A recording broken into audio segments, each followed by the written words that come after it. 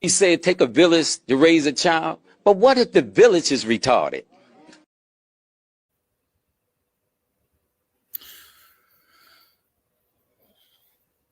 What's going on this evening, late morning? I just wanted to come on here. Just decided to grace my presence once again. I had some topics on my mind. I just got through finishing up a project, network cabling project. I know you didn't know I knew network cabling. I know you just thought maybe just a computer tech support guy. But one of my highest titles in IT is network engineering. Also a network engineer, as well as a space alien. No, I'm just joking. But the thing is this. I'm going to be talking about today something that I was thinking about. And I have to admit, yeah, I was watching Platinum Elite show. And I really didn't know Platinum Elite, man, is an interesting individual. He says he's 35, but in my opinion, I think he's about 65. And he has some leanings to the entertainment industry. And he has kind of some insight. And some of his insight was very interesting as far as far as Don Robinson, lead singer in the group, hit group En Vogue. I'm going to be talking about basically both of these individuals, DeBarge and also Don Robinson, basically on the verge of homelessness.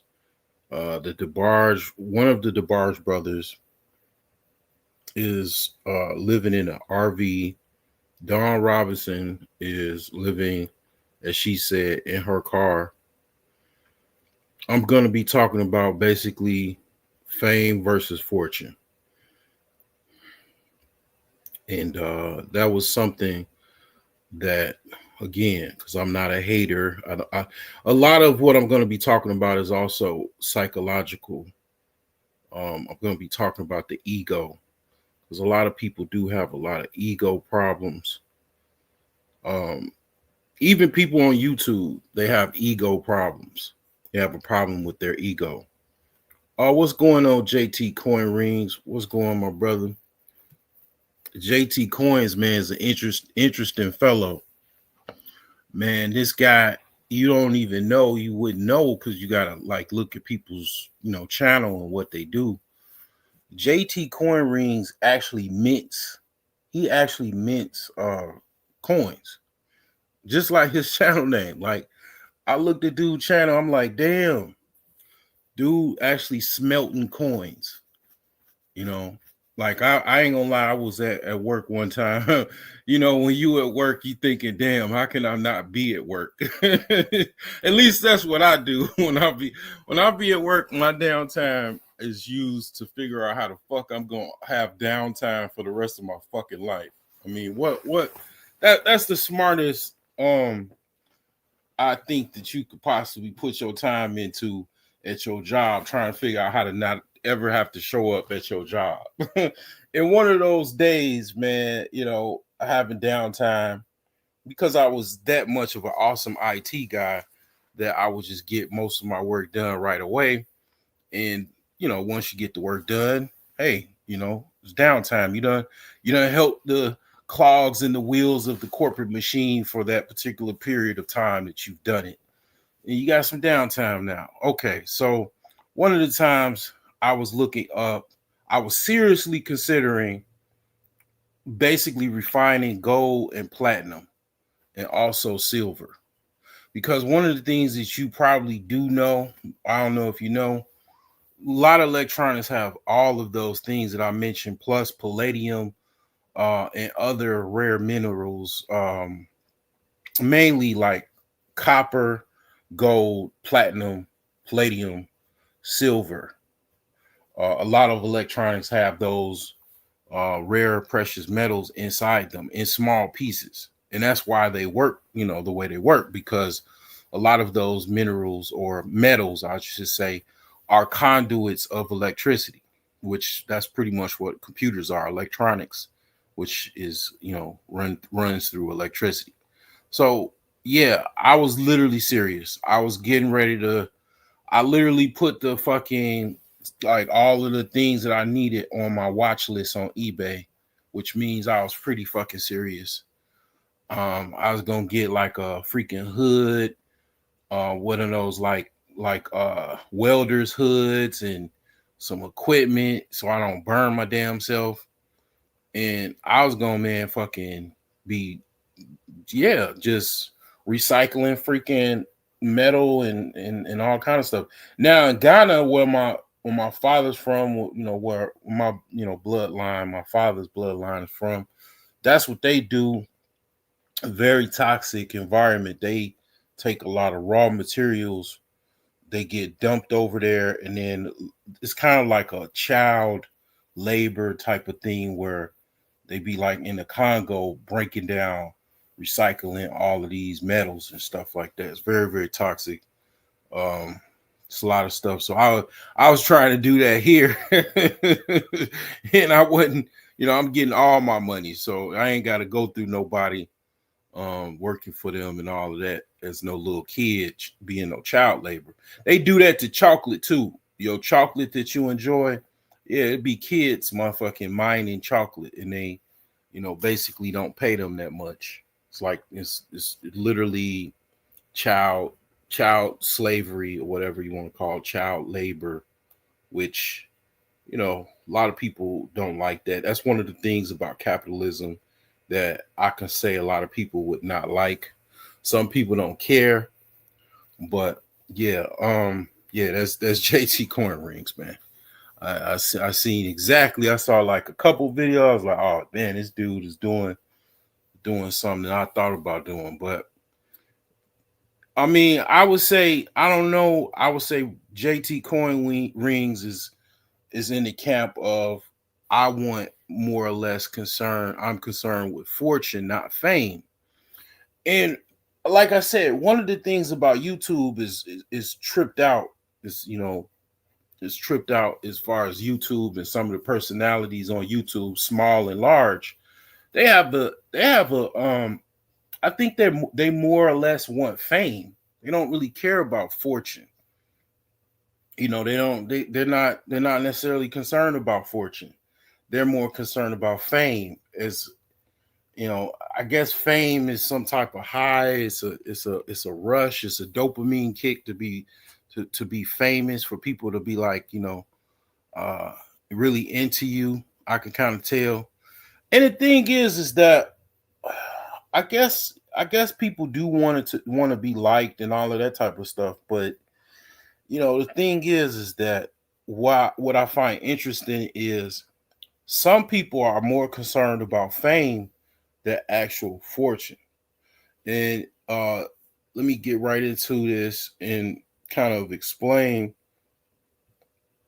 what I'm talking about, because even people on YouTube, they're concerned about fame. They're not concerned about fortune.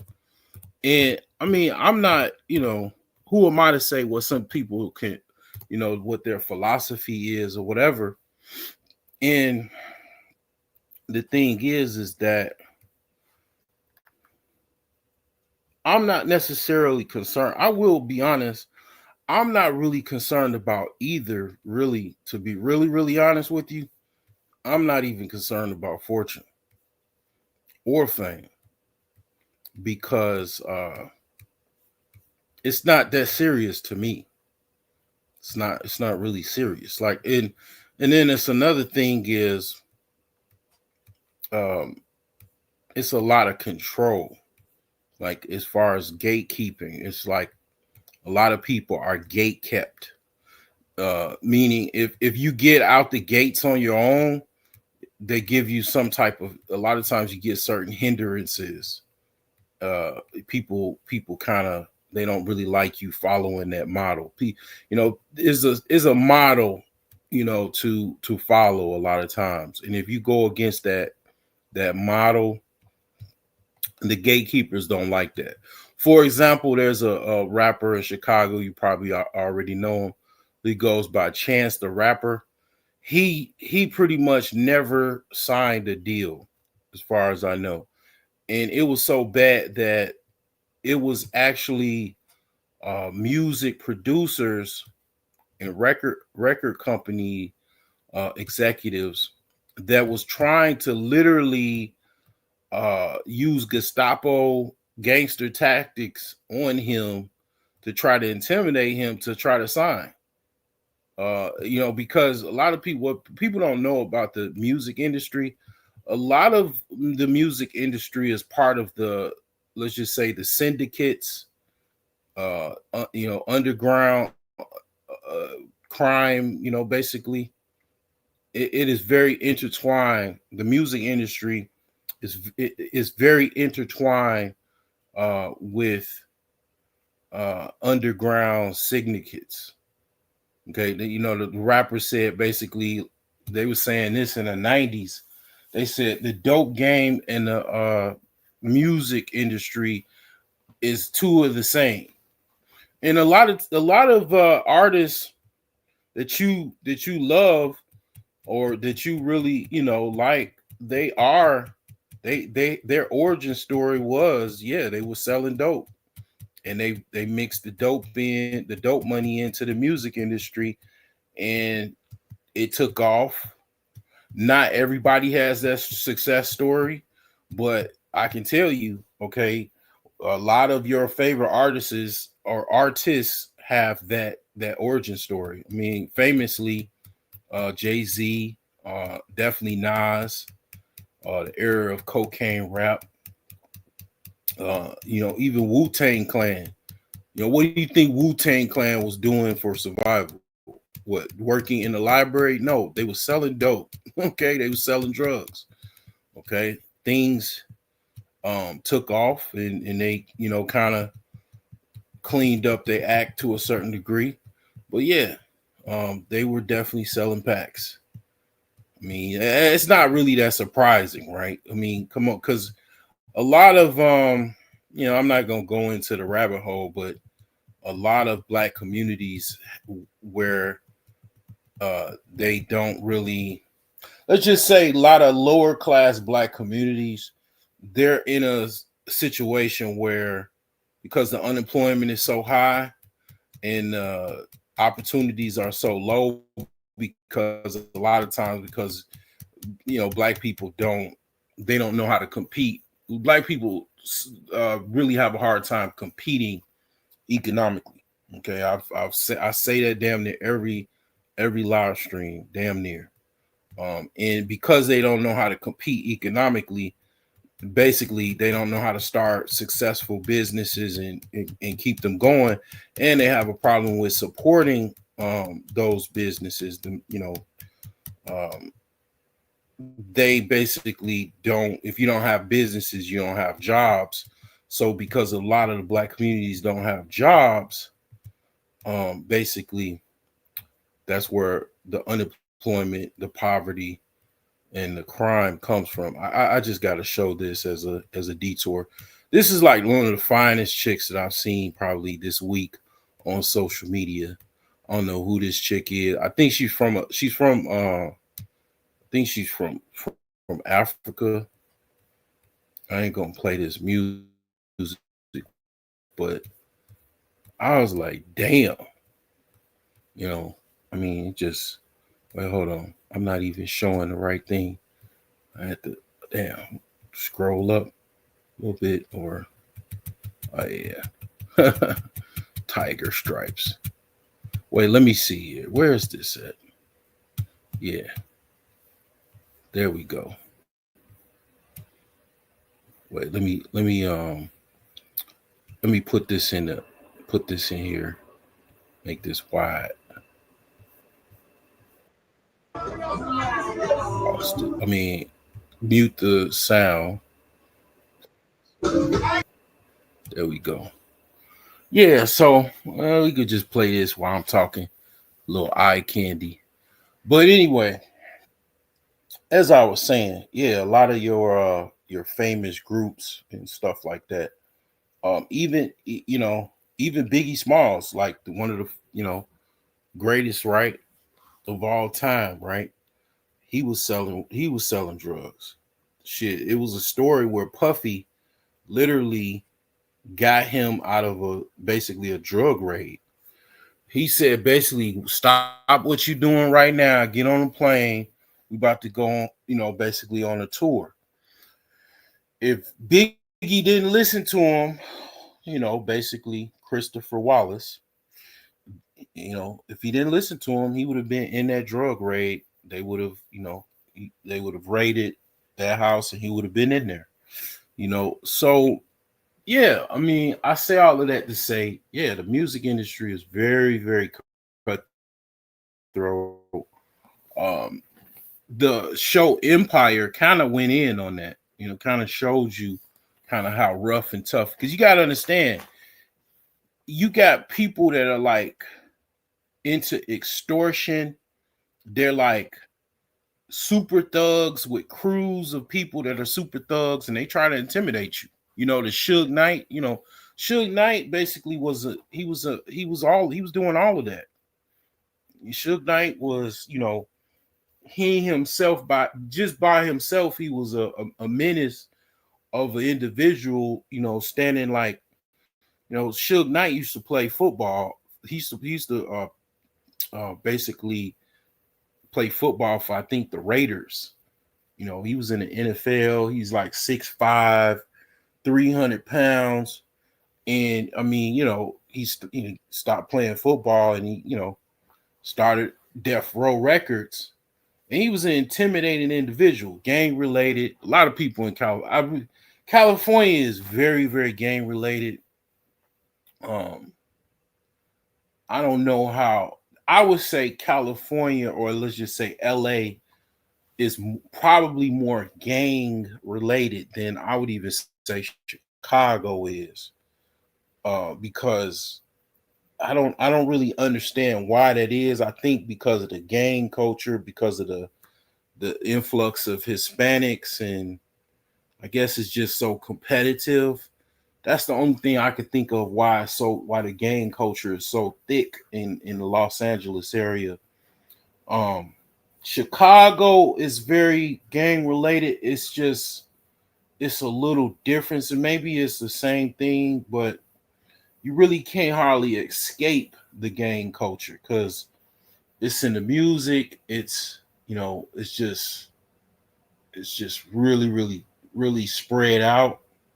And you got to understand the black community again. And I know I have to repeat these things over and over because I mean, it kind of just because if I talk about something, I got to just kind of repeat what I've said before. But yeah, because the black community doesn't have a big wealth enclave to separate themselves from everyone else like white people can.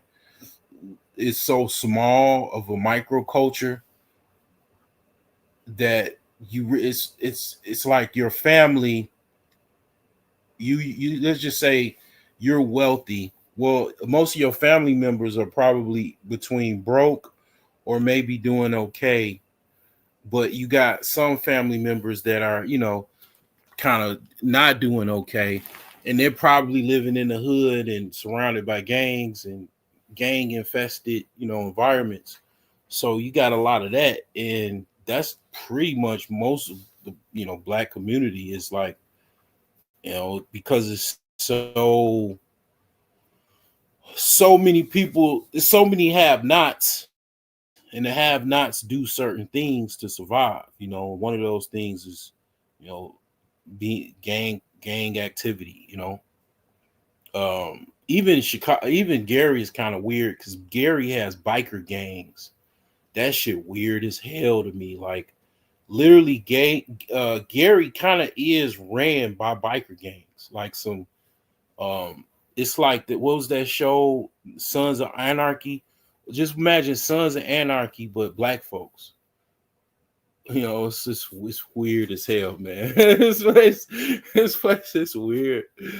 I mean, this place is weird to the motherfucker. But the funny thing about all of that and how you think of Gary, I'm doing the best I've ever done in my life financially. Um, in this place that you probably think is a dump. The thing is this.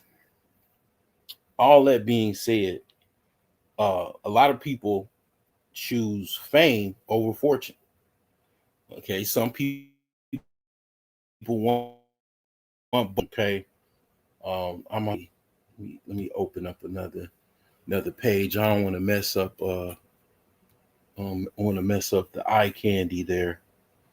Um,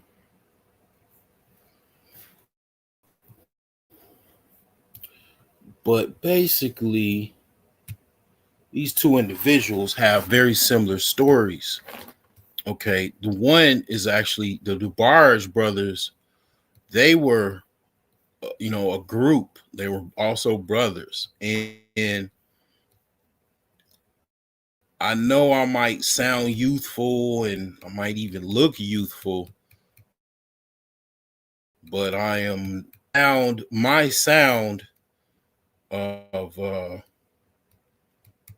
music I listen to is a lot of it is still 80s music. I have an 80s playlist. The reason being because I was a little kid in the 80s, listening to all of the 80s music. I mean, legendary, just all around across the board, race unabated, classical, legendary music. Okay.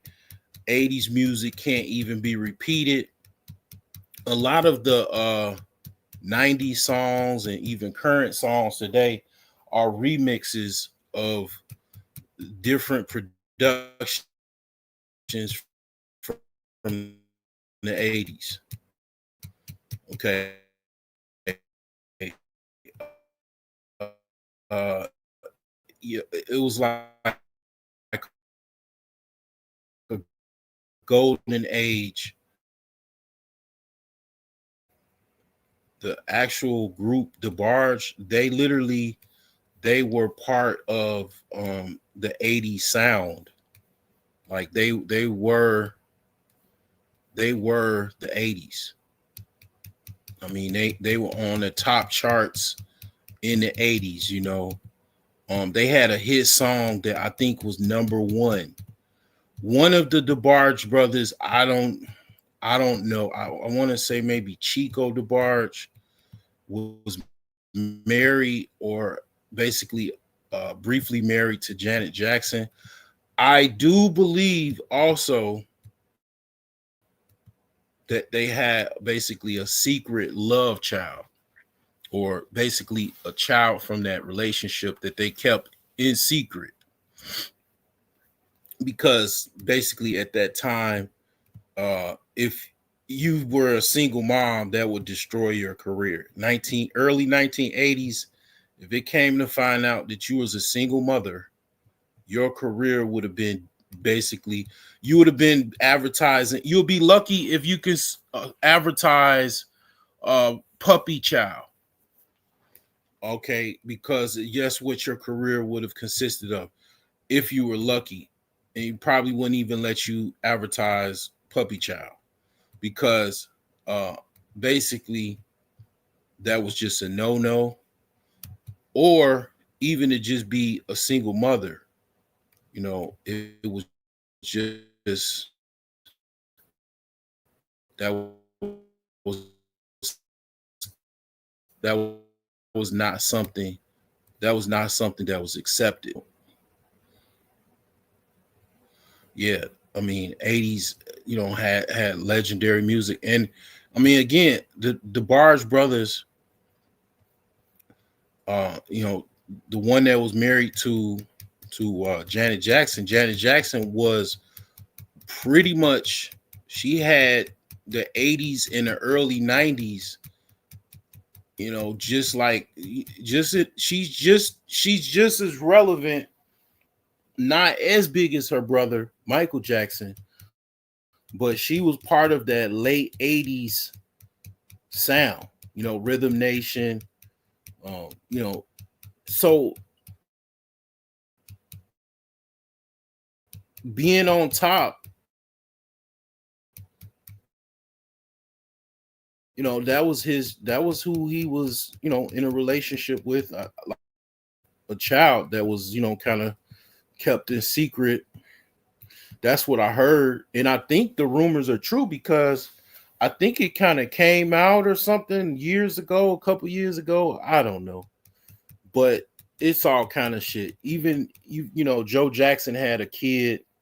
He had a daughter that basically is slightly um is like it's just younger. He had kids, you know, outside of you know, outside kids basically.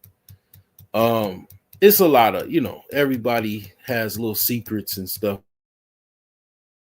that they like to have, you know, but I will say that definitely if it came out to be that Janet Jackson had a baby and she was a single mom, that would have destroyed her career.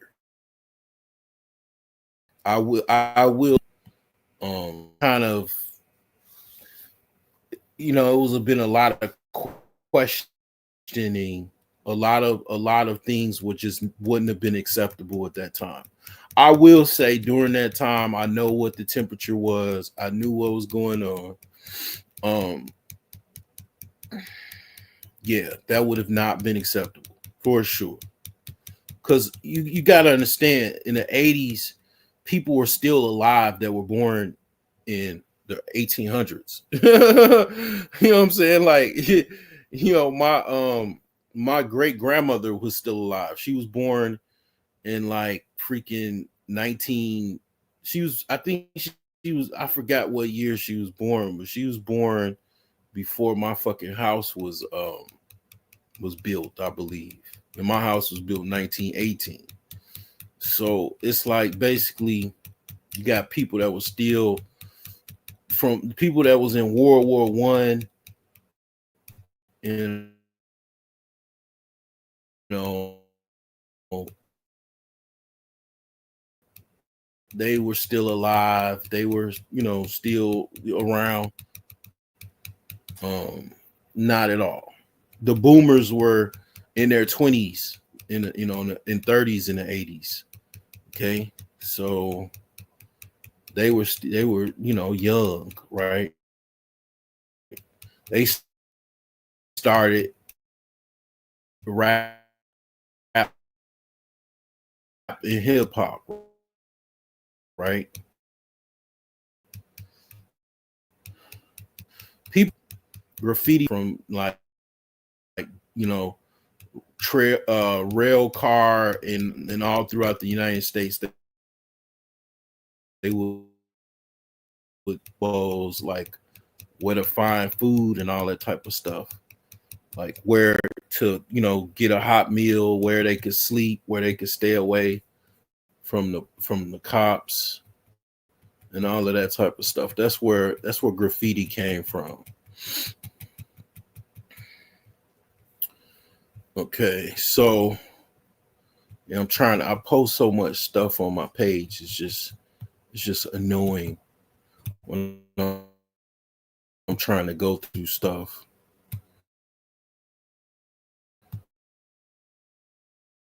To try to get something. I'm almost there. You know what I'm gonna do? I just won't worry about that. What I'll do is I'll just open up this page here and just show the Google images. All right. So one of the things about the 80s and now, they actually have a they actually have a documentary on the DeBarge brothers. Okay. Somebody said it's sad. Let me play this real quick. Let's see here.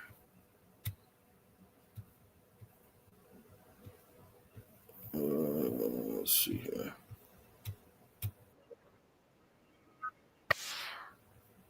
Okay. I think this is just a short clip.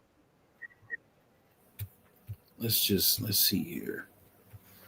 Let me see here for a quick second here. Documentary. I guess we could kind of explore this. We can explore this a little bit. Let's see here.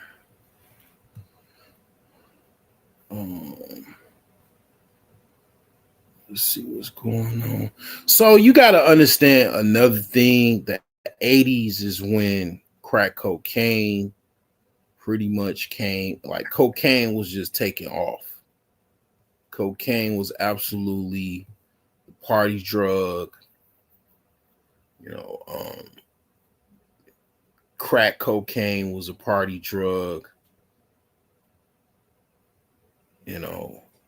And it was a party culture.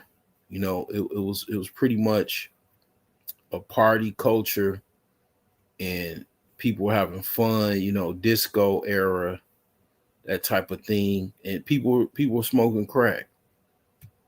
In the music industry is associated, you could call it what, non-secularism, or that's why people from people that are very into the church and stuff, and just even religion itself, I'll just say the main monotheistic religions, Judaism, Islam, Christianity, they're not into the music industry, like, as far as they're not into, like, okay, if you're religious, they don't want you to be like in the music industry like that. And one of the reasons is like, it's very much a lot of darkness in the music industry, in the entertainment business, period. It's a lot of darkness.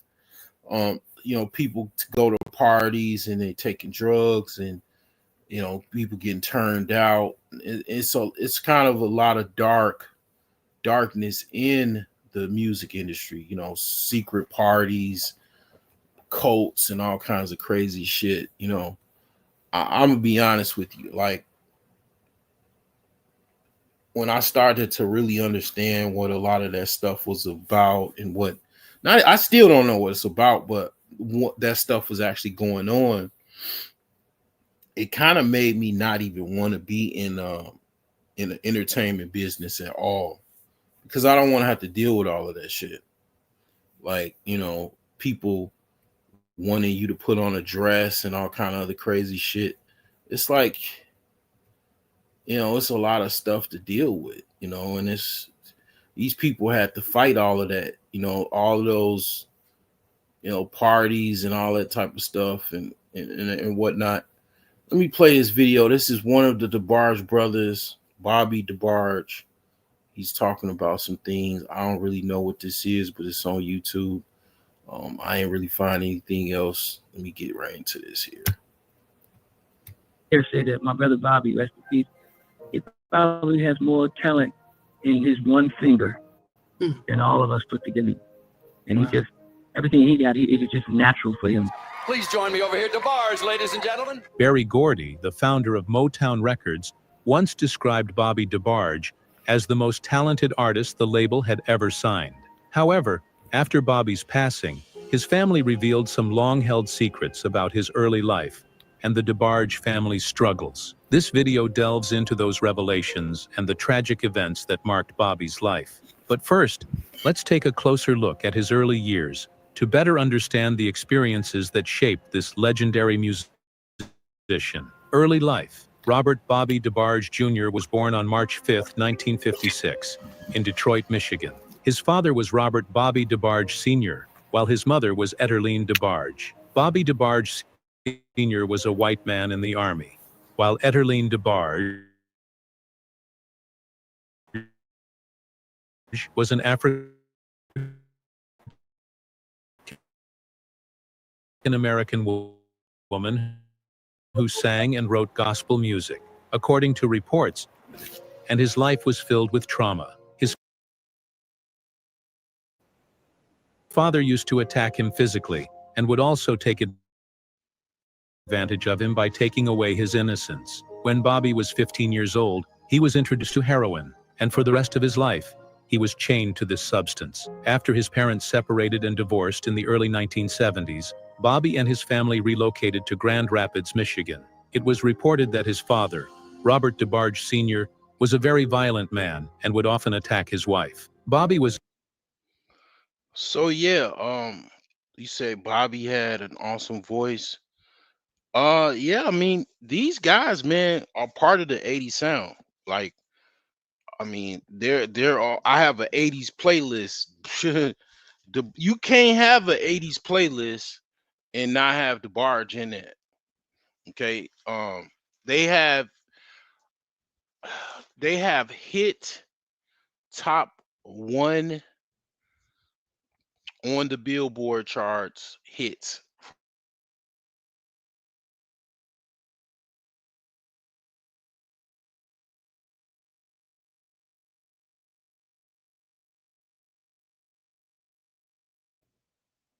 Rhythm of the Night was a top song. That made, I'm pretty sure that made like top one on the Billboard charts.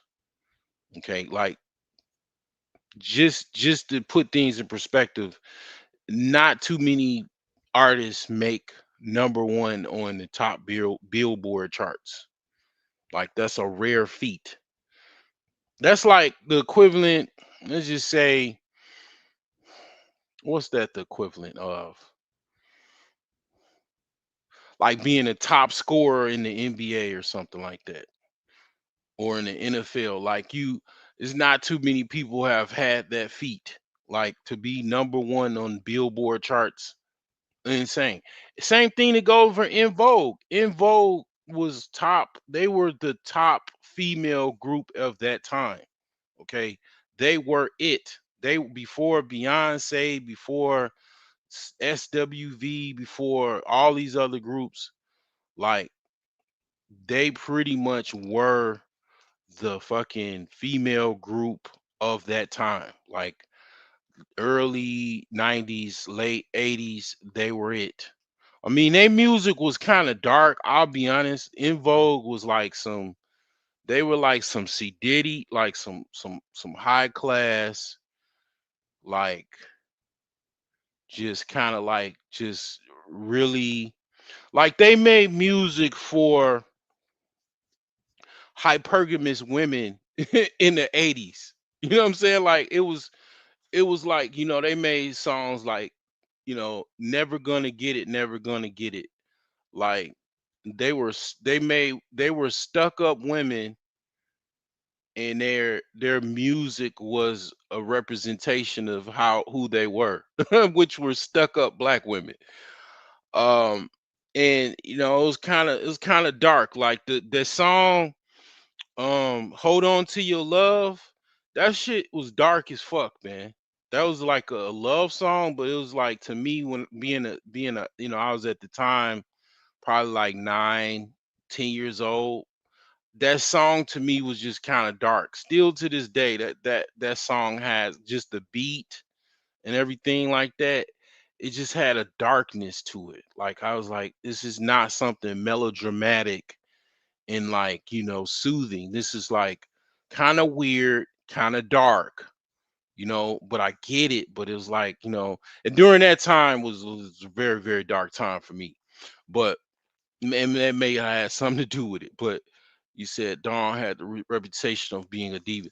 I think they all were like that. I think she probably was the extreme version, the extreme diva.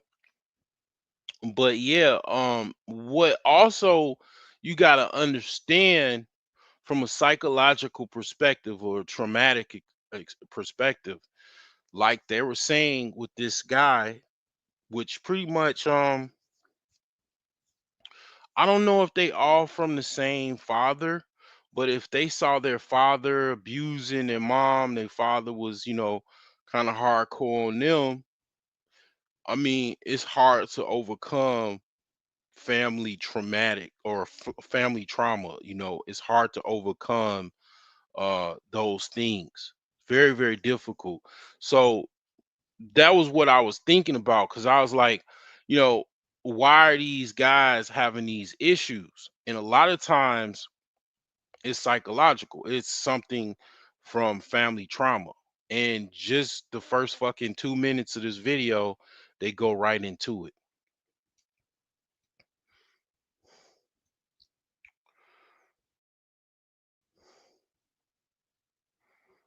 All right, so I'm clicking stuff and all of that. All right. Was extremely talented in playing musical instruments, and his vocals were superb.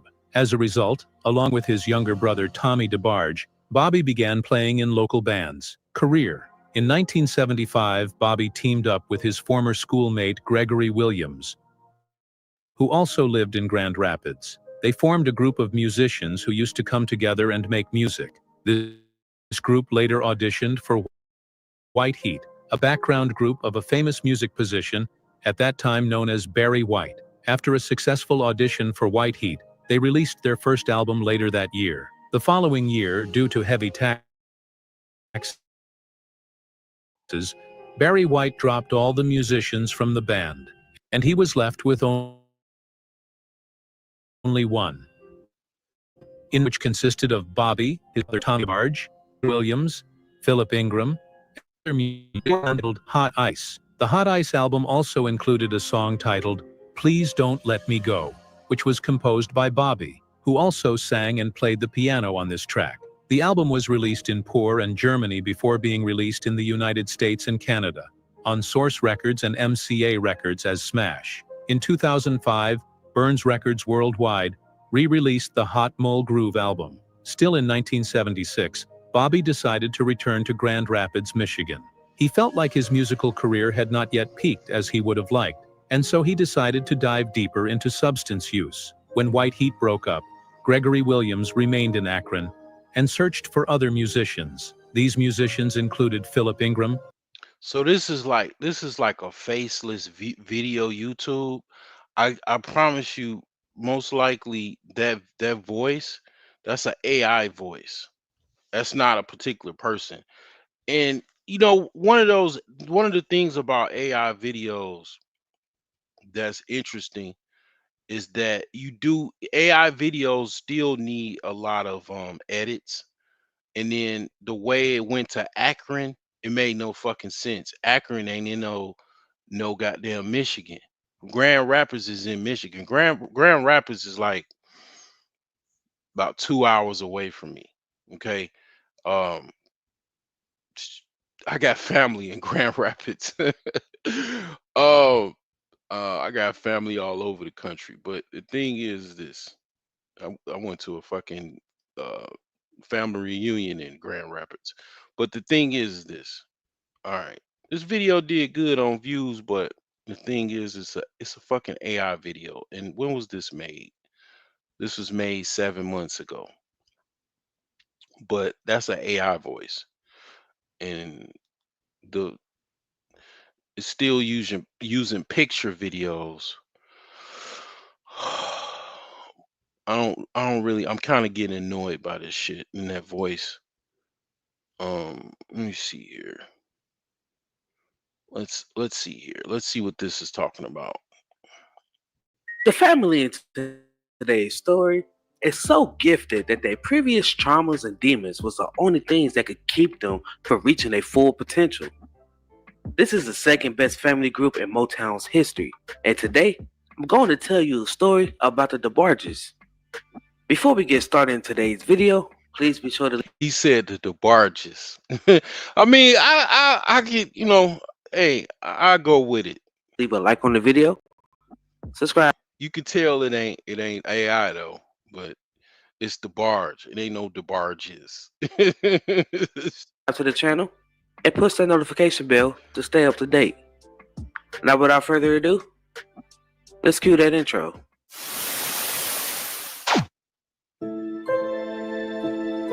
Let's fast forward all this. And 16 years old. DeBarge, he was 21 when the couple were married in 1953, and Albany, she was 17.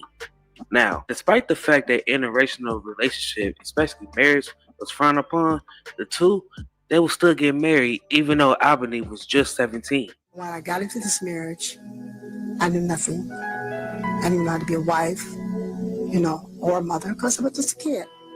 The couple would eventually. What she just said, man, cats could do a whole video off of just with that 10-second sound bite. Because yeah, I mean, that happens. That happens, man. Yeah, I'm gonna get up out of there. Settle in a predominantly black neighborhood in Detroit. Bunny, Bobby, Tommy, Randy, Marty, L, James, Chico. Okay, L. DeBarge was the one that was married to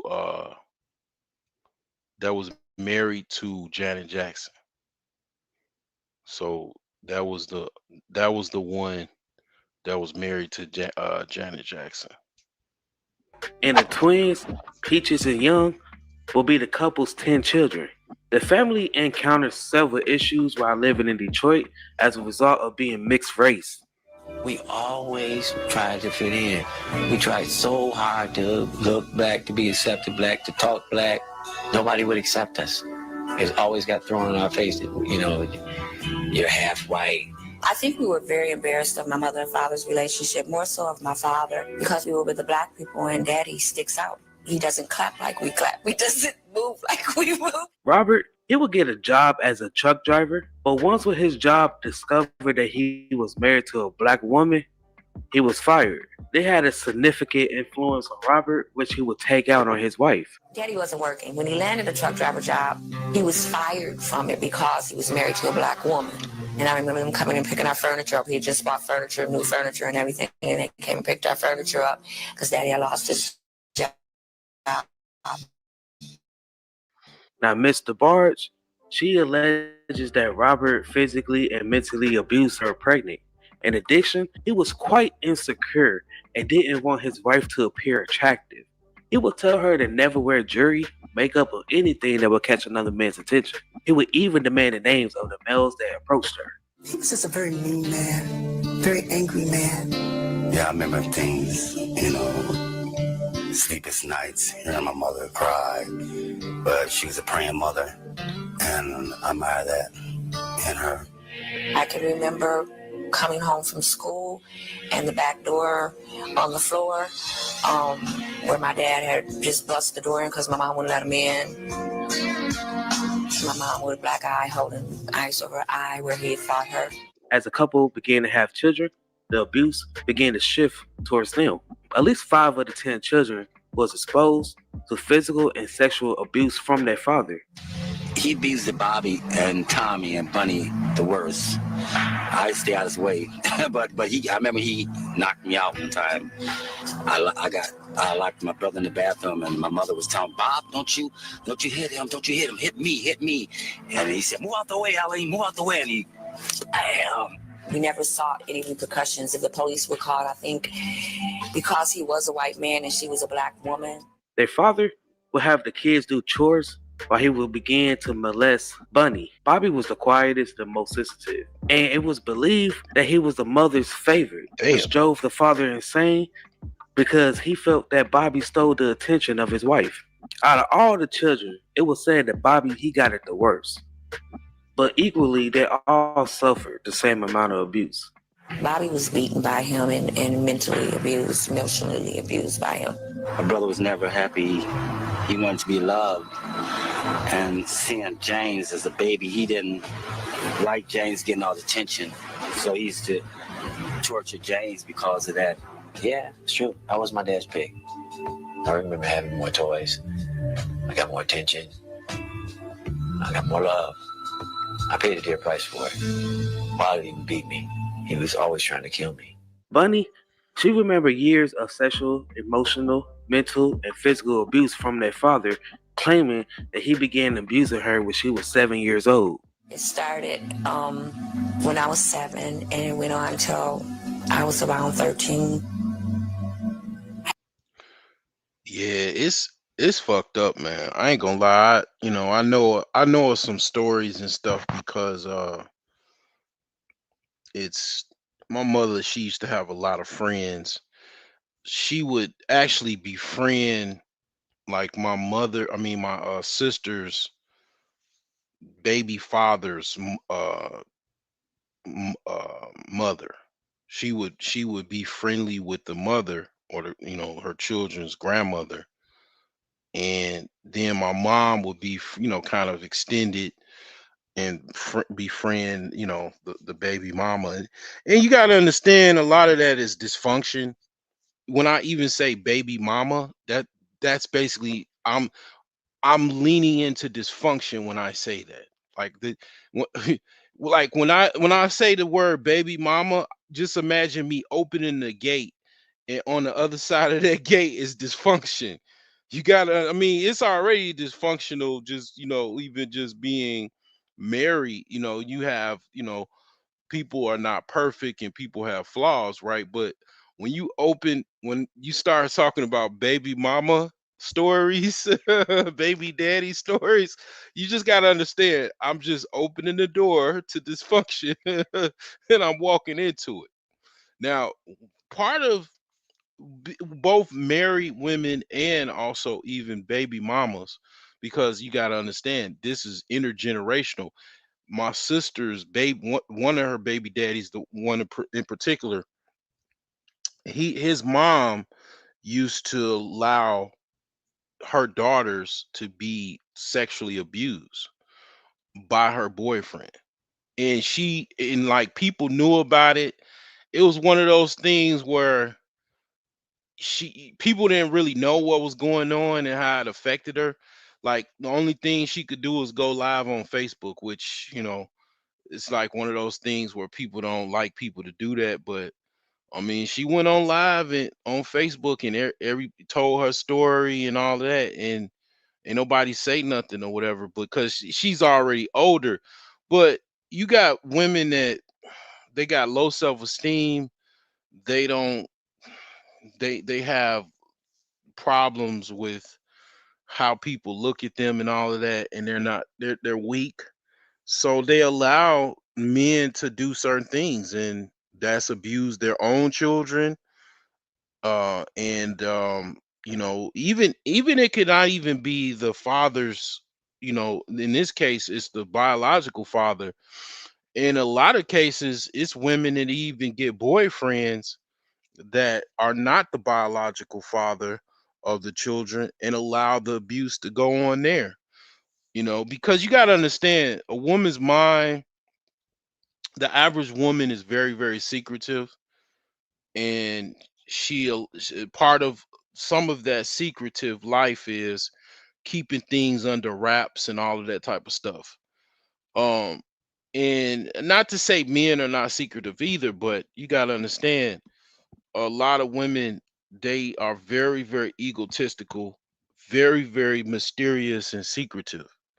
That's just part of the makeup of women. A lot of women are very, very secretive and very good at it, very manipulative. Um, and part of that secret order is keeping secrets. And keeping secrets mean my husband, does things to my daughter, and I allow it to go on because I keep secrets.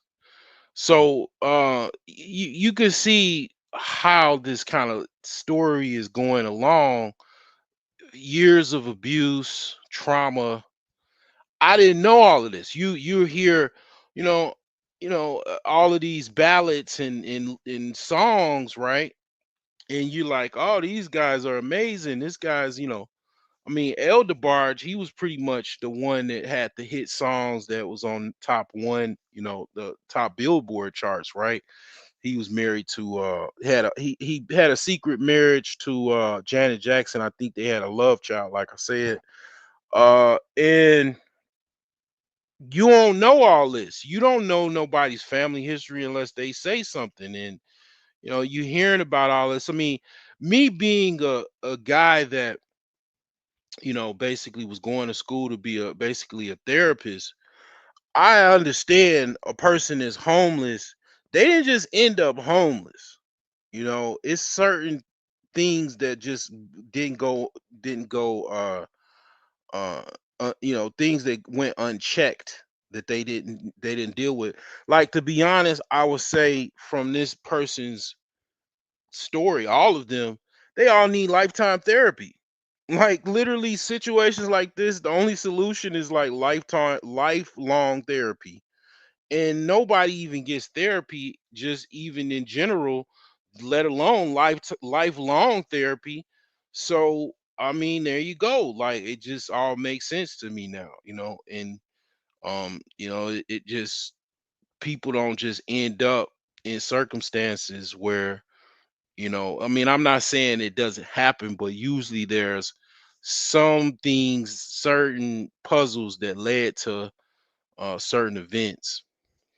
Held that secret for the longest, and Bobby, being under me, was able to see that something was going on. We learned at a very early age that we couldn't trust Mama because Mama was afraid of Daddy too. Bunny, she blames the siblings' shortcomings and troubles due to a difficult childhood, which led to them consuming drugs and committing crimes.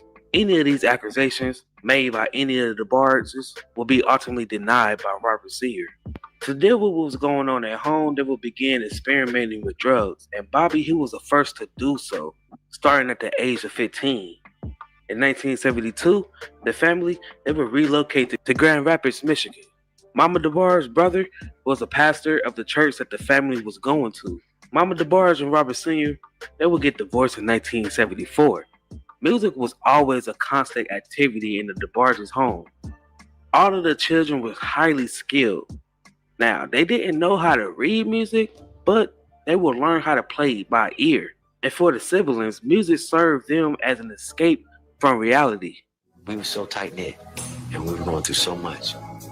We would be at home sometimes. I remember this. Bunny and them would back you up because Bunny started it. We would harmonize around the house. We sing when we were sad. We sing when we were happy. We wrote little songs together. Hallelujah, Jesus, buckle my shoe. Mama, Mama, Daddy, Daddy. We started writing very young. They were little silly songs, but we had our own little melodies. I taught my children to sing because my father...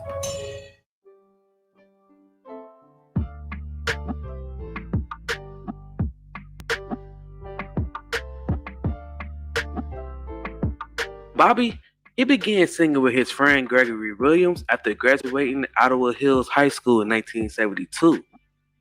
Performing in bars and anywhere they could, the duo, they will continue to do this until 1973, where they will get an opportunity presented by Barry White that they couldn't pass up. Gregory and Bobby, they would relocate to Phoenix,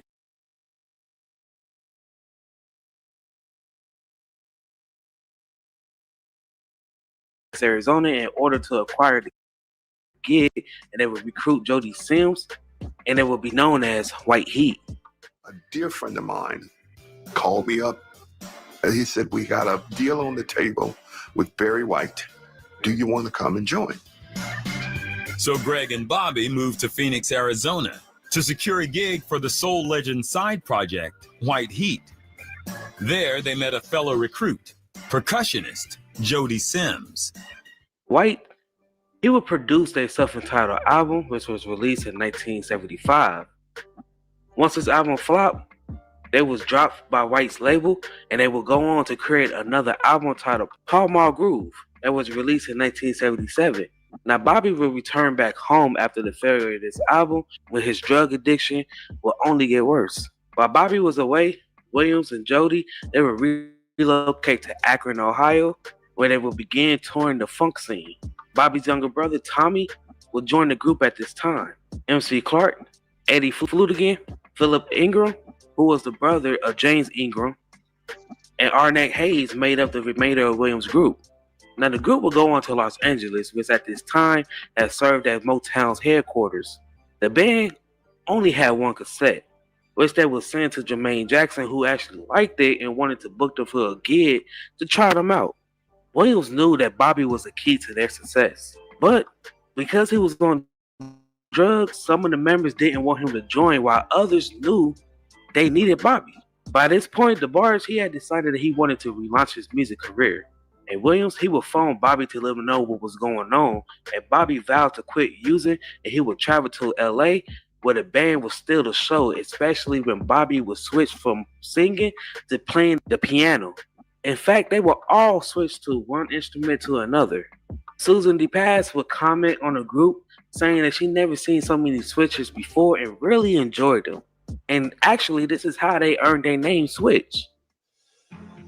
We were in the Motown building and we were trying to get a record deal. We had one cassette. We took our one tape having but got on the elevator.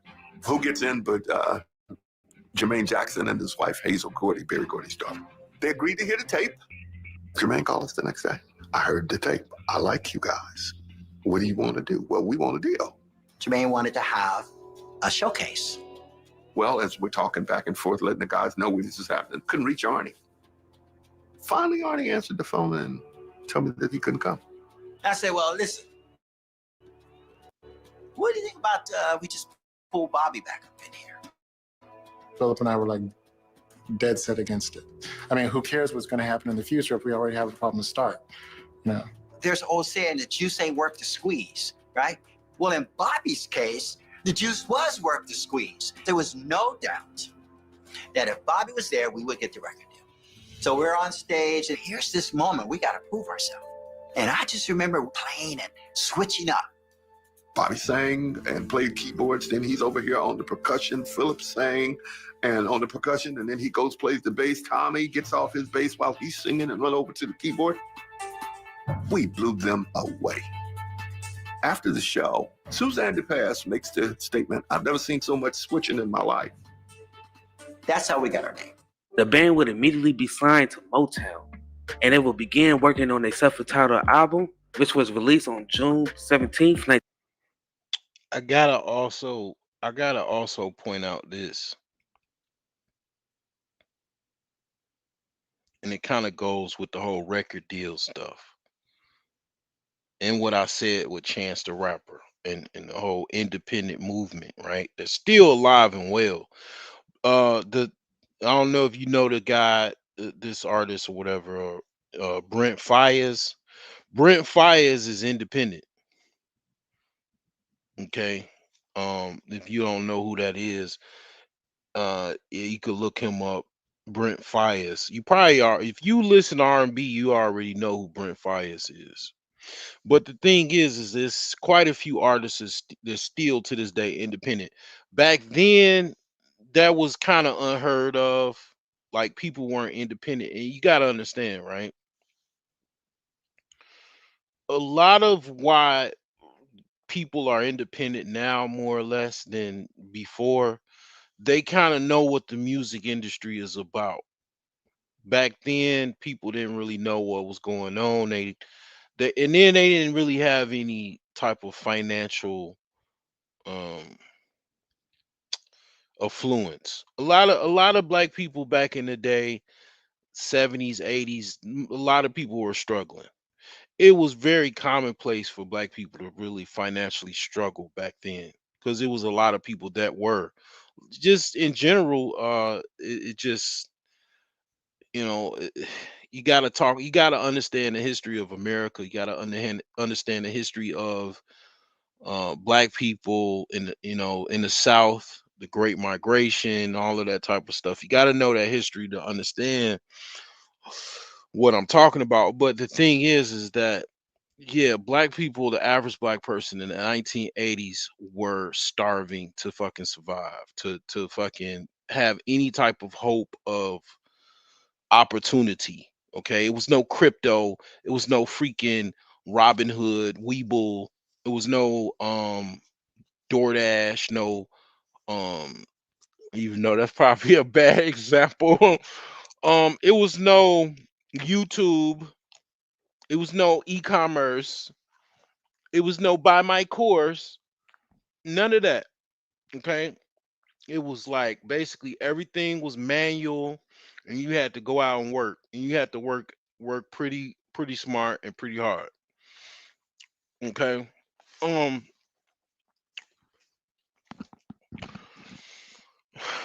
Yeah, I mean it was very much a difficult time. Okay. 1980s, a lot of people just like they were struggling. They in the damn, you gotta understand, they in the freaking wherever they were auditioning for a record deal. They didn't have the ability to just synchronize sounds. They had to switch every time they played a new instrument, and all that type of stuff. They had to use analog equipment to basically produce the sounds that they was trying to produce.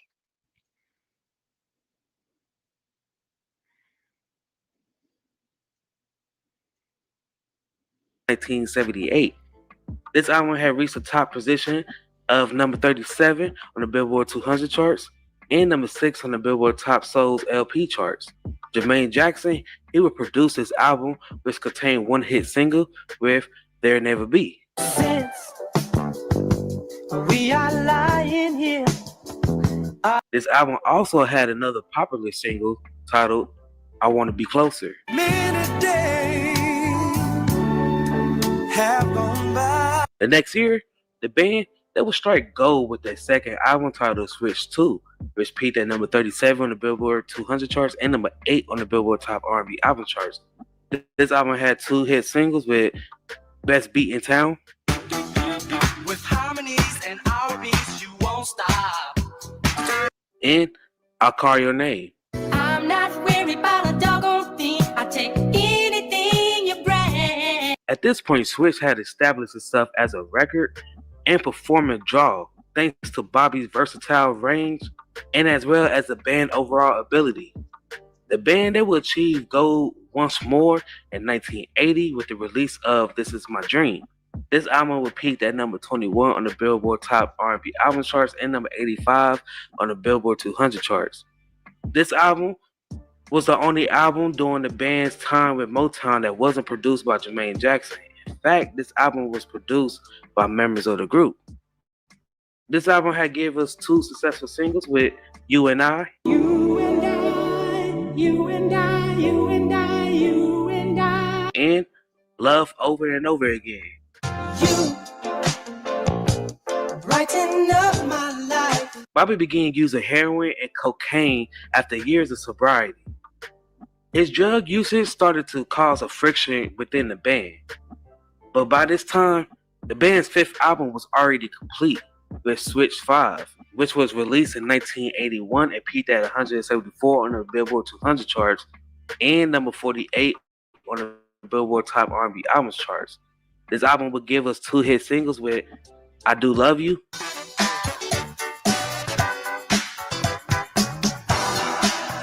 and Call On Me. When your sun don't shine. Once Switch 5 was released, Motown extended an offer to Bobby for a solo contract. This contract was officially signed in 1983, but by then, Motown had teamed him and Tommy up with the rest of their siblings to produce them. Elle and Bunny, they will leave the group, but Motown also offered them a solo deal, and this time in 1987. And as Elle and Bunny left, Bobby, he would make the decision to concentrate on his solo career. Nevertheless, he would have difficulties in trying to make this solo album, which was ultimately caused his solo career to prematurely fail. Bobby would lock that door for the time being and join his siblings in revamping DeBarge. Bobby's career came to a halt in 1988 when he was convicted of drug trafficking with his younger brother Chico in Grand Rapids. Bobby and Chico were sentenced to 5 years in jail. Then, in the summer of 1988, Bobby hit rock bottom. He and his brother Chico were arrested on drug trafficking charges and later sentenced to 6 years in federal prison. Bobby would contract AIDS during the late 80s, and no one knows whether he caught it through reusing needles for drugs or while he was in jail. While battling AIDS, he would relaunch his solo career and complete his first and final solo album titled It's Not Over. For Bobby DeBarge, there was no out. While still incarcerated, he was diagnosed HIV positive. So during the 80s, Bobby and LaToya Jackson was dating. And actually, Bobby wrote the song You and I, which was about Jackson. And it was... So the tripped out thing about all of this, right? I had no idea anything about this. Like, I mean, all I knew was the dude was like the scene in the rhythm of the night. Like, I knew that they had other songs, like they was a brother, band or whatever, and they had the other songs, but I didn't know all of these details. Like, I mean, I guess, it was so many See, you gotta understand, like, the comedians and stuff, they be like, in the 80s, the light-skinned dudes was in and all of that. Well, when you talking about that, being the fact that they were mixed, I didn't even know they were mixed. Okay, I didn't know that they daddy was white, none of that. I had I mean, this is my mom's, like, she was listening to most of this. I was enjoying it. I still enjoy this music, but it's not necessarily, it's my era, but not really, because I was a kid. I didn't have no choice of what I wanted to listen to. I was in the car with my mother, my father. The radio was on. They listened to what they wanted to listen to. Like, this really was like my aunts, uncles, my mother's era, per se, as far as ultimately my era was more the 90s, because that's when I control the radio, control what I want to listen to. What I truly enjoy is, like, the 90s as far as who I actually listen to, but the 80s, it wasn't bad at all listening to the radio, because it was a lot of hit songs. I enjoyed it, but it's like, it's not necessarily my era. I didn't know at the being 8, 9 years old, I didn't know what the hell was going on and all of this gossip and all of that. I didn't even, I mean, you know what I'm saying? Like, I didn't know anything about any of this. I still didn't. Like, this is all new to me. I ain't know his brother dated LaToya, and then his other brother obviously dated Janet Jackson. But I do know they were a hot commodity. The women really liked them. Like, they was going through women, you got to understand, women still, even back then, if you were mixed, if you was a light-skinned dude, they was on you, that was just, that was the thing, right? So yeah, it was, they were pretty famous. Was a response to her song Nighttime Lover. In 1984, the couple, they would break up, and Bobby would move on with Terry, who he would have 2 children with. Now, it's widely believed that Bobby was bisexual, and when he was incarcerated, he would act on his desires. This led to the rumor that he contracted AIDS while he was incarcerated. Bobby, he will sadly pass away on August 16th, 1995, at the age of 39 for complications of AIDS. 2 years after his release in August of 1995, Bobby DeBarge died of AIDS complications spurred by a heroin addiction. He was 39 years old.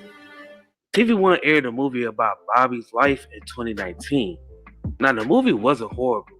The story was fantastic, but it was just the performance and the casting that made the movie average. But the Bobby DeBarge story is far superior than the Aaliyah movie.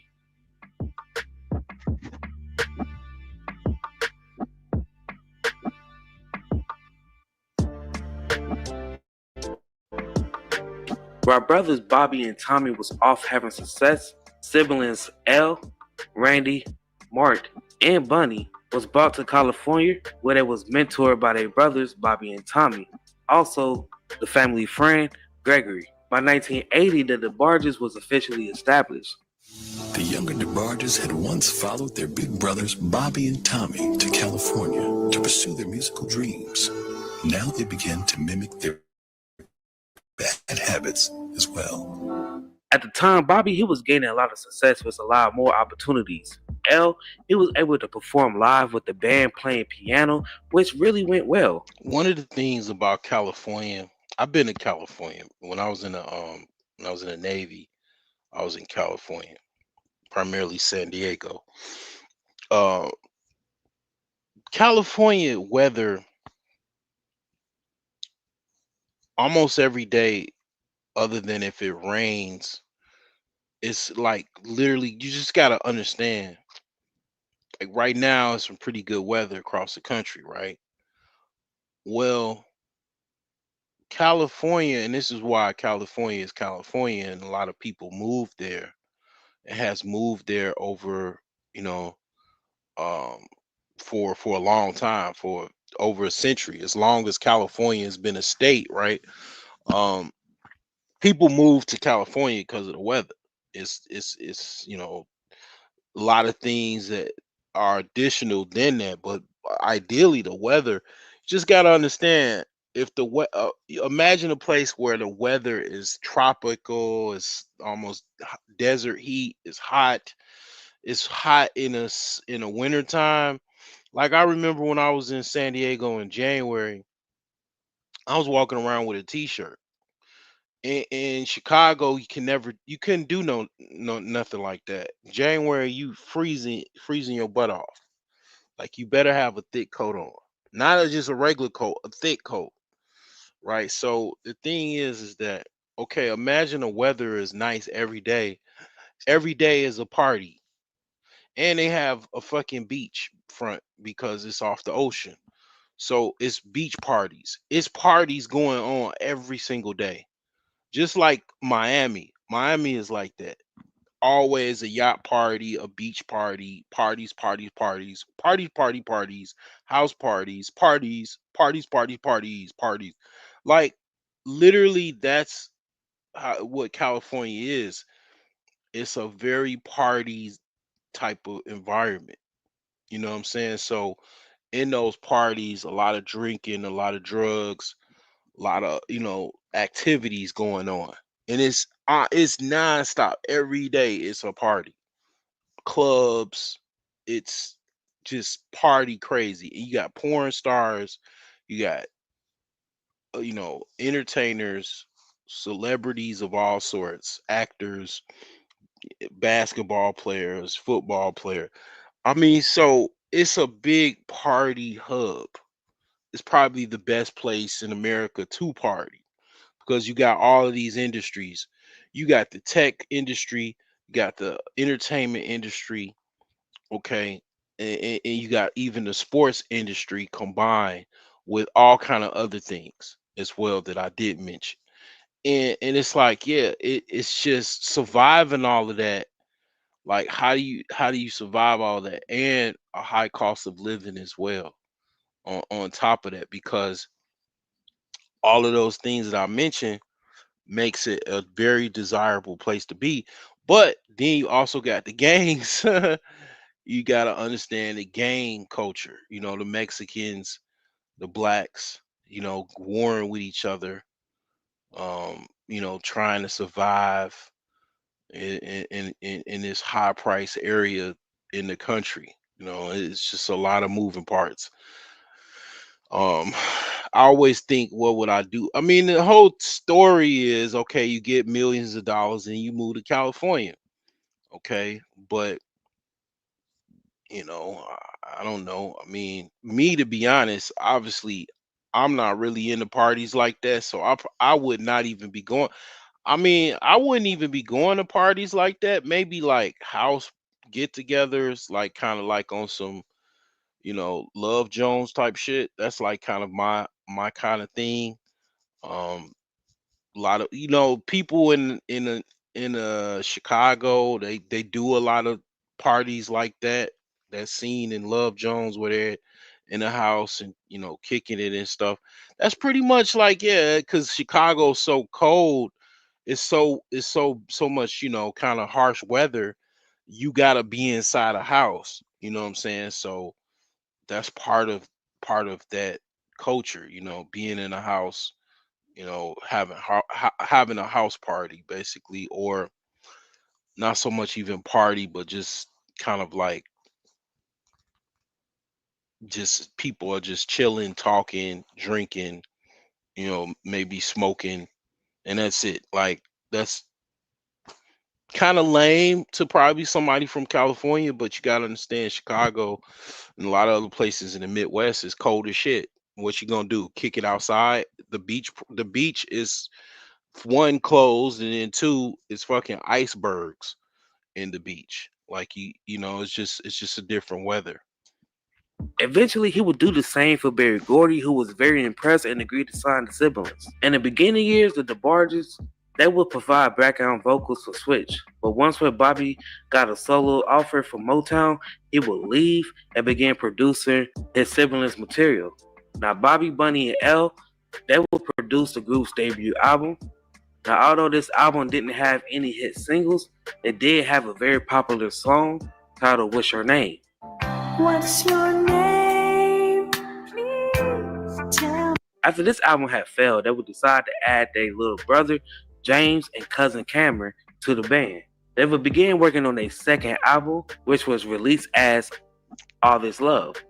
This album peaked at number 24 on the Billboard 200 charts and number 3 on the Billboard Top R&B Albums charts, also selling over 500,000 copies, going certified gold. This album had 3 hit singles with Stop Don't Tease Me, So baby, you got to know. I Like It,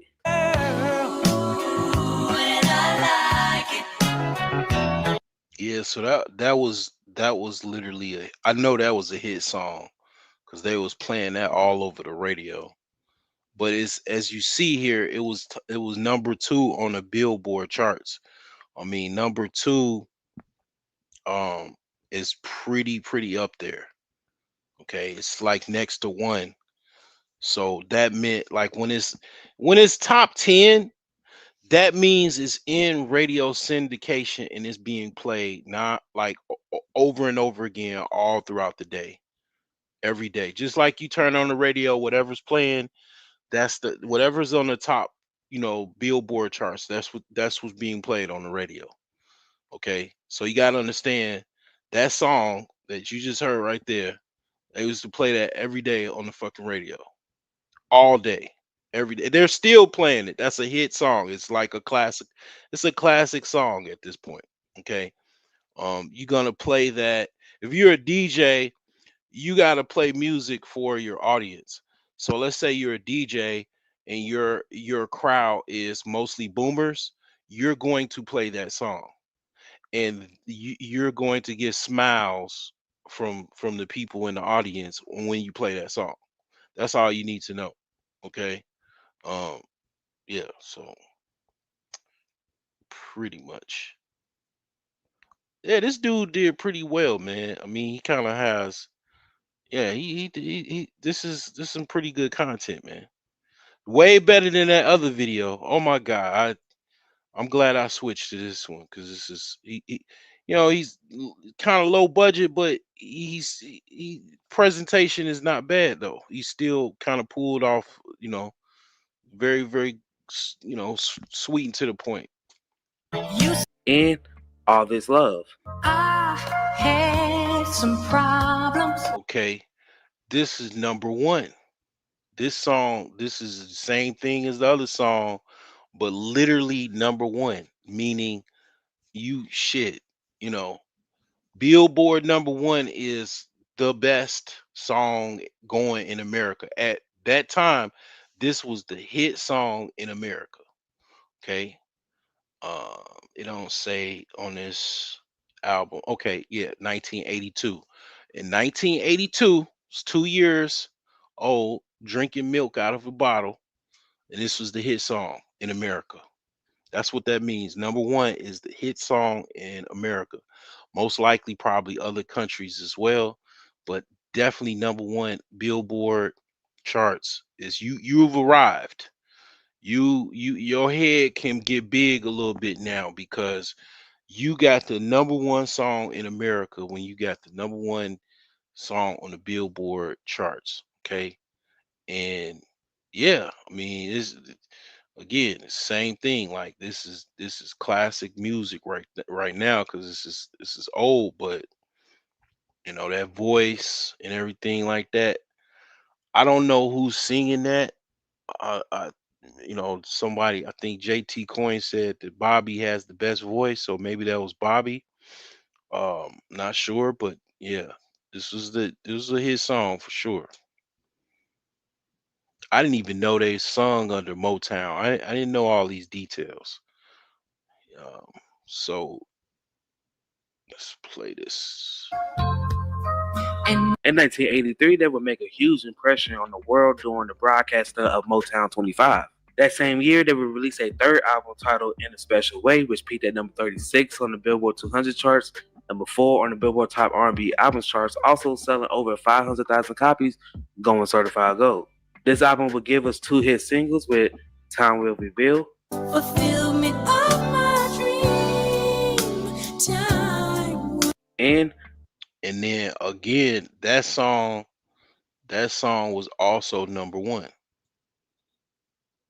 also selling over 500,000 copies, going certified world during the broadcast, and Love Me in a Special Way.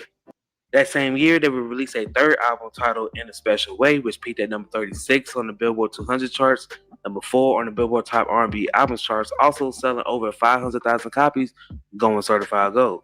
This album would give us 2 hit singles with Time Will Reveal Fulfill me of my dream time. and Love Me in a Special Way. You knew you had me with your The group began to see a lot of So even if it was top 11, that was still played on the radio constantly. That was a hit song. That was in radio syndication. It was played all day, every day. That was I'm surprised it only peaked at 11, but you got people be hating, man, and that's you gotta understand. I mean, that's also an element to that too, because see what another thing is, and I don't know if he gonna get to it, but I'll just say it because it obviously needs to be said. Why a lot of these people don't have any money is it goes to the record deal, the whole idea of the whole record deal shit. That's why I talked about independent. I'm a fan of independence. I'm a fan of being independent. If I was to be a rapper, which I can rap a little bit. I'm just kind of like, I don't know. I got some things about that. It ain't about me. But the thing is this. The whole record deal is you basically sign a record deal and they give you an advance. And that advance could be, you got to understand, in the 1980s, it wasn't $1 million. It was like whatever you could get, like probably 10 grand, maybe the most, maybe 100 grand. But you got to understand, 100 grand in the 80s was a lot of money. 10 grand in the 80s was a lot of money. A lot of money. You could buy a car. I'm talking about in the 80s, you could buy a car for a brand new car was less than like 20 grand, less than $20,000. You can get a brand new car with whatever trim, whatever. Like things were cheaper in the 80s. Like you can get a brand new house, fully furnished. I mean, fully renovated, everything for less than $50,000. The price of everything was just kind of it was not. It was like the minimum wage was very low. You gotta understand, like people weren't making that much either. So if you had a lot of money back then, you could, it was a lot of things that were not as costly as now. But you gotta understand the cost of living as far as what people were making wasn't that much. But you gotta understand, once you've signed that record deal, you're you're basically getting a loan from the record company, and it's it's an advance off of your royalties that you're going to get from the music that you make and that you sing and produce. All of that is going to the record company. So out the gate, you come in already in debt, becoming a slave to the record company because you got that advance. Then on top of the advance, you're going to sign away your royalties because you're going to sell. A lot of people sell their masters. So once they sell their masters, because you got to understand, these people are musicians. They're Epicureans, Bohemians. They're into pleasure, love, and in the soul and the spirit, which is good. And soulful music is soulful music. But the thing is these people are not freaking financial experts. They come from a family that is not financially experts. Their parents were not financial experts. They didn't know anything about finances. They didn't know anything about loans and subprime loans and prime loans and all of that. They didn't know anything about that. And most people don't. And they basically don't know anything about long-term investment strategies and risks and tolerance and leverage and all of these financial terms that I know that most likely don't even know either. They didn't know that. They didn't know how to set up some type of IRA. They didn't know anything about any retirement plans. They didn't know anything about probably even whole life insurance, anything like that. They didn't know anything about nothing. These people were from the Midwest like myself. They knew it was a struggle trying to pay that gas bill in the winter, because you're a caveman trying to survive in this cold upper climate, what is called the Midwest. And it's a lot of struggle in the winter trying to survive, shoveling snow and all that crap, trying to avoid from sliding off the highway in a patch of ice. They were, basically, trying to um just have a good time and spend money and live like there's no tomorrow, which is what most celebrities do. And you know um you put in all of the trauma, the self-medication and all of that Epicurean lifestyle of constant pleasure, no pain, being very pain averse. I mean, that's the commonality of most people's, the human mind definitely does not want you to be in pain. But you got to understand that that's part of the lifestyle, being a musician, being an artist, being an Epicurean, being a hedonist, being around beautiful women, drugs, rock and roll, and women, right? Sex, drugs, and rock and roll, right?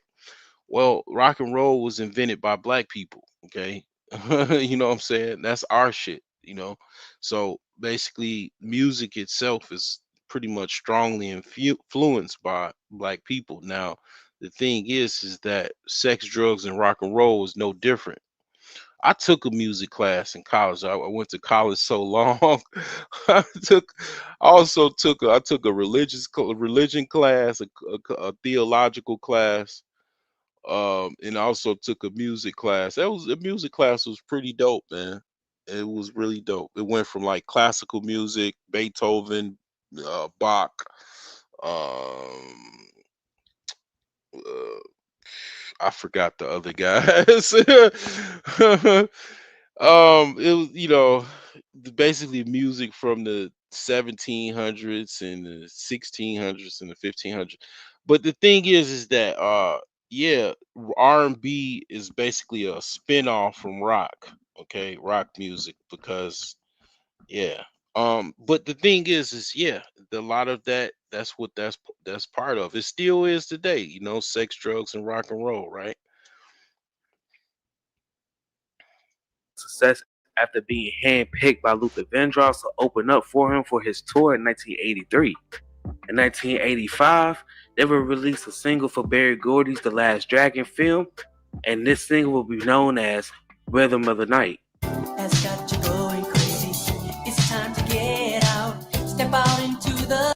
See, that was number one. See, I just predicted it was number one. I had no idea it was number one, really. I just said the shit. I would have, you know, if someone would have said in my comment section, hey, it was actually number two, and it was number two, I'd have just been like, oh, okay, cool. Because I just already assumed it was number one because that shit was all over the fucking radio. It was the hit song. Like I mean, you could be out, you could not be in the car. You could be walking down the street. Somebody was playing that in their fucking car. Okay. That was like, you know, the basically soundtrack era. You know, that this was a soundtrack, you know, song. Like this was the rise of the soundtrack era. And the soundtrack era was a very, you know, very, very golden time, right? In music history, right? But yeah, this is he was on that. I didn't even know that was off the soundtrack of The Last Dragon, which was a classic uh martial arts movie, you know. Basically, I'll spoil it. He harnessed the power of chi and beat, you know, Sho'nuff by harnessing his chi. You know what I'm saying? He saw the glow.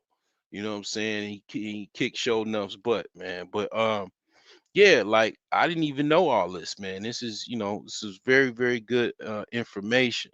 You know what I'm saying? I didn't know all of this was going on. You know, I just, like I said, I was a kid and you know, I was just listening to music. I ain't know all the backstory and all of this type of stuff. But it's very interesting. In 1986, Elle and Bunny they was offered their own solo deals by Motown. Now, without the powerful harmonies of Elle and Bunny, the rest of the DeBarges they was not considered commercial enough for Motown, so they was released in 1986. And next year, Bobby he would join the group, but he was unsuccessful in his efforts to secure the group a record deal. But they will ultimately sign a contract with an independent record company titled Stripe Horse Records. They will release a final album titled Bad Boys, which will fail to chart. Now, even still, the label had lacked the resources to promote the album. Since it was so small, the album will still score 2 hit singles with Dance All Night. My baby's into the rhythm. She says she can't do without it. All that she does. And I Got You, Babe. I don't want nobody trying to cheer me when they. DeBarge's career continued to flourish. I never even heard any of those songs. That's why I didn't say nothing, because I never even like literally like I ain't never even like all of those songs I ain't say nothing about. I never even that was my first time hearing them. I mean, like, you know, people release all kinds of songs. Like I didn't listen to albums. I wasn't no kid. I mean, I'm smart. I'm, you know, very smart guy, but I wasn't no little kid watching out listening to albums. I ain't started listening to albums till I was in the 90s. You know, I'm a kid. I wasn't watching no fucking albums. You know what I'm saying? Like if I was on some stuff like that, I'd probably be an A&R, a music producer, because that means you're really into music. If you're like 8 years old, 9 years old, playing albums and trying to mix albums and all that type of stuff. So I just, you know, I didn't listen to every song. And like I said, that was my mom's era, my dad's era, like my aunts and uncles. Like it was not my era as far as I had control over what I really wanted to listen to, and I, you know, wanted to listen to this stuff. Like a lot of it I did want to listen to because it was very melodic sounds and very good music. You know, if it was number one, they like it was good. It wasn't no like I mean, I don't know what was going on as far as nepotism and all of that type of stuff, but the the A&Rs and stuff back then, like it was very hard to get in the music industry. So if you was in there, they and they were trying to, make hit music, and you know, they were really good at it, and they knew what was gonna, pretty much hit. And if it hit, it wasn't no Spotify, wasn't no YouTube, wasn't no, download any music. Only way you could listen to music back then was buy the album or listening to it on the radio, or the cassette tape. That was it. Like those were the avenues that you were gonna listen to music. So if it was playing all over the radio, like I said, I already knew it was a hit song because it was like depending on how much they played it.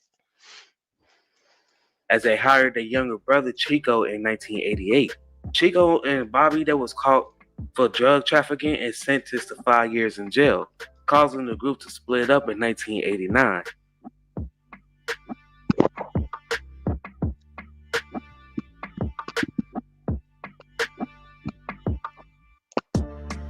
Switch and the DeBarges are two iconic bands who gave us many beautiful tunes. These bands would gain so much popularity that many popular artists would sample their songs, including the notorious B.I.G. single, One More Chance. First things first, I pop freaks all the honeys, dummies, Playboy bunnies. Mary J. Blige would cover the DeBarge single, Share My World.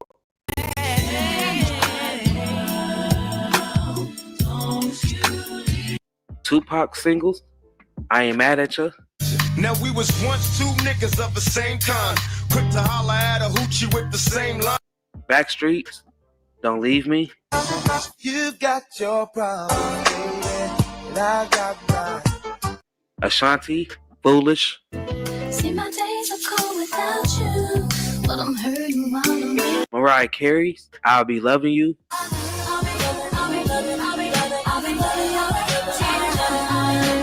And Rich Boy, Those Some D's, among many more. Rich boy said it quick, folk niggas wanna take shit tight, no stick.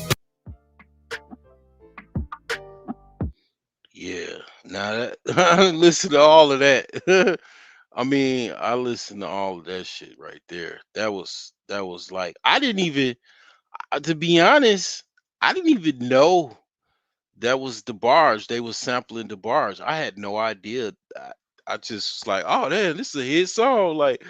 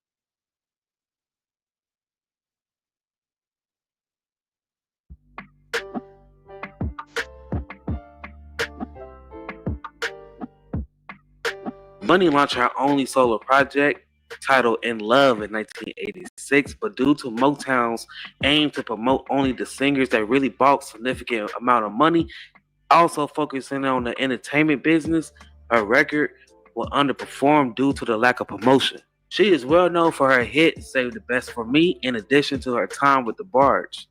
Bunny is currently a gospel artist who records independently.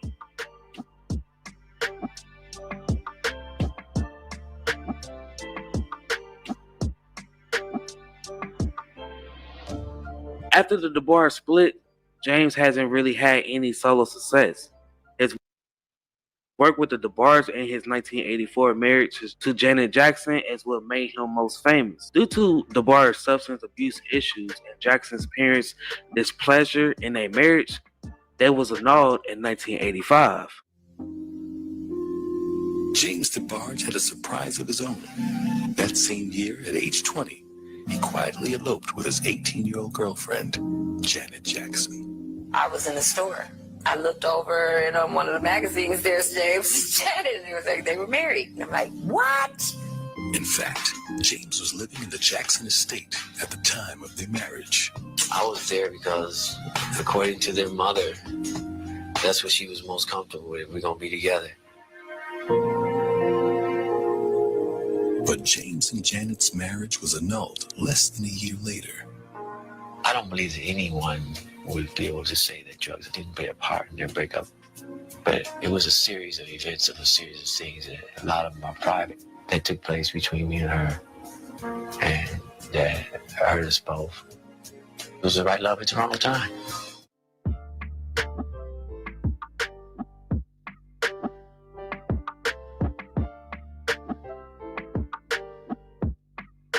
When Chico's solo album was released in 1986, he was just 18 years old. The album would reach its top positions, peaking at number 90 on the Billboard 200 charts and number 25 on the Billboard Top R&B Album charts. Chico, he was deemed to be the DeBarge's new star after the release of his debut album. His career would take off with singles such as Talk to Me, The Girl Next Door, I've Been Watching You, Rainy Night, and Kiss Serious. Like the other DeBarges, Chico, he would struggle with drugs and also serve time in prison. In the years since Bobby's death, several members of the DeBarge family have struggled through recurring stints in prison, rehab, or both. After serving time in prison, Jonathan Chico DeBarge enjoyed pop success in the 90s as a solo artist, with the hard-edged neo-soul album, Long Time No See.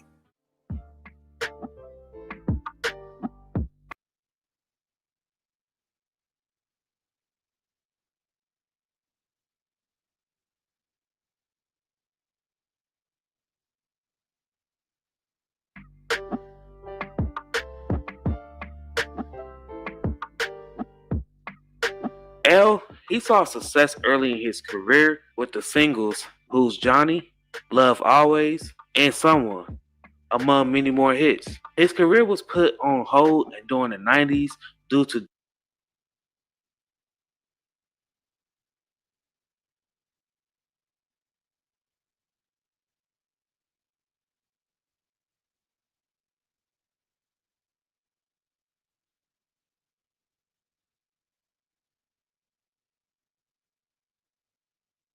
drug and personal issues.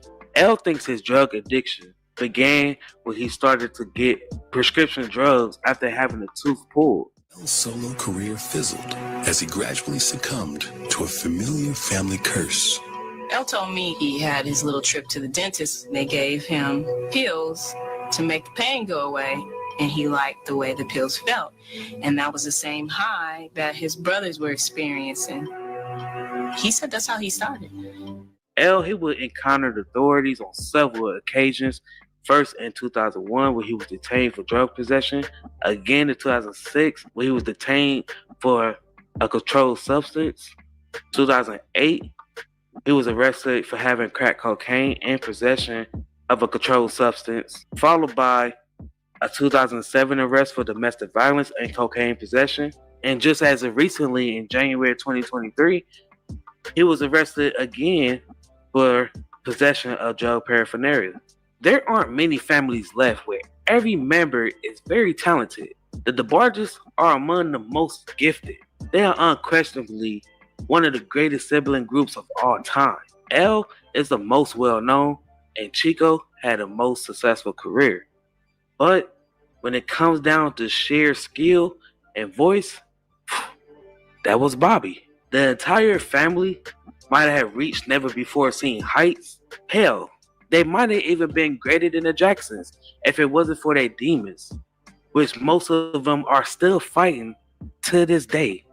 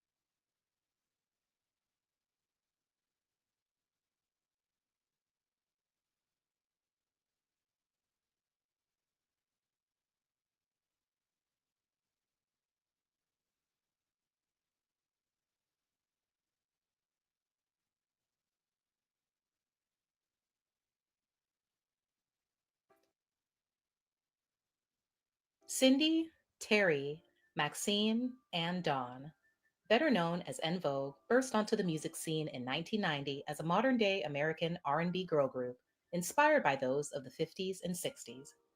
However, these ladies took it to the next level, where all four possessed a powerful one-two punch of stunning good looks plus outstanding vocal abilities. Four girls handpicked, not just for their musical appeal, but for their marketing appeal as well.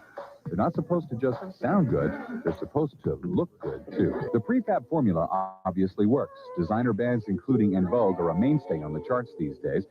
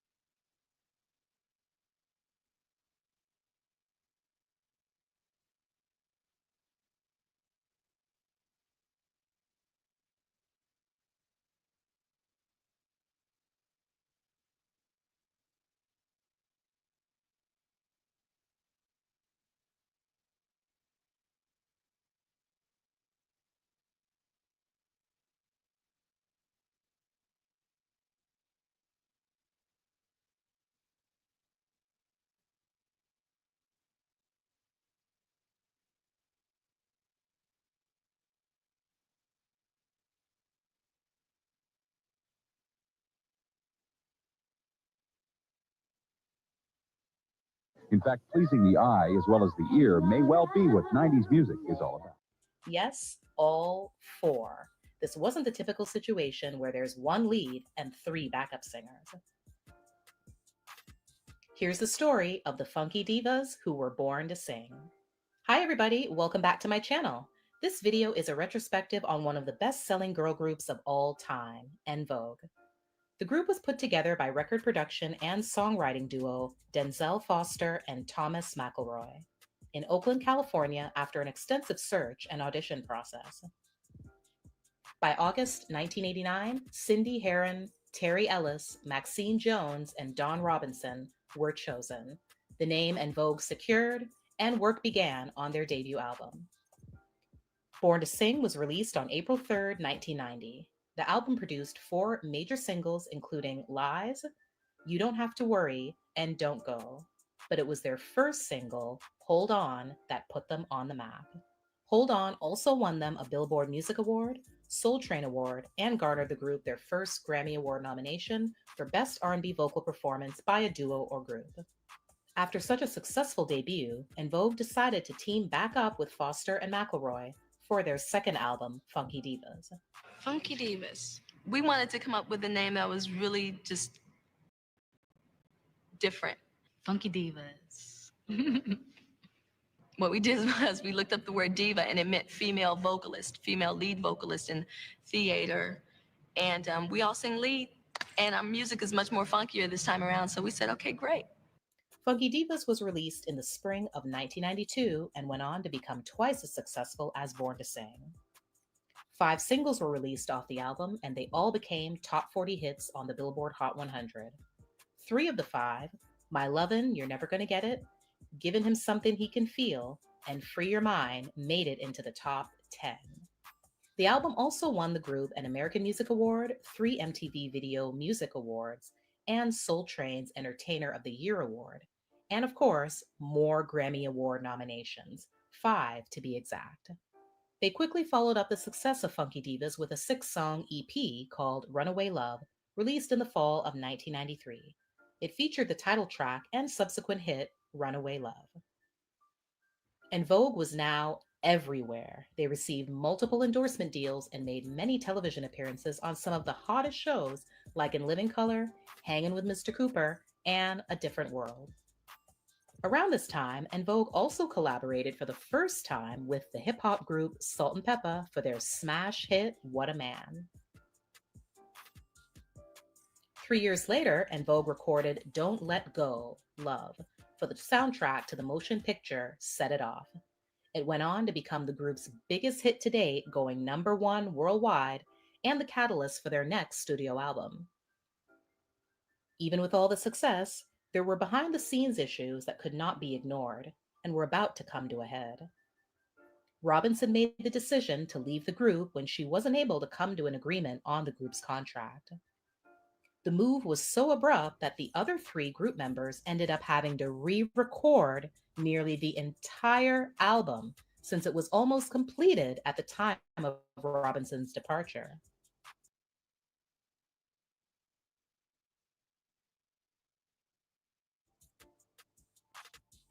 The aptly titled EB3 in reference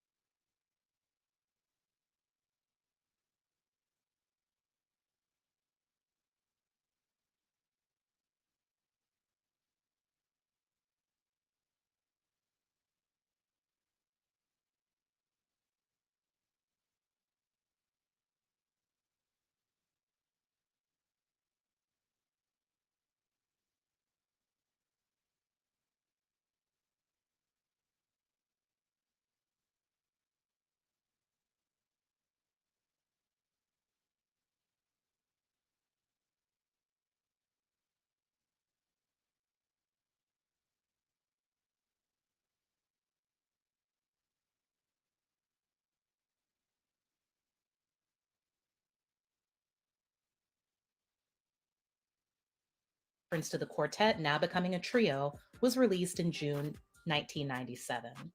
The album gave the group their highest first week numbers ever, but it also received mixed reviews from critics in regards to the overall production. In addition to Don't Let Go, the album also spawned two other singles, Whatever and Too Gone, Too Long, that did make it into the top 40. After the poor performance of their fourth album, Masterpiece, which also was a factor in being dropped from their label, Maxine Jones departed the group in 2001 to focus on her daughter. At this time, singer-songwriter Amanda Cole was brought in to join Terry Ellis and Cindy Herron, who wanted to continue performing.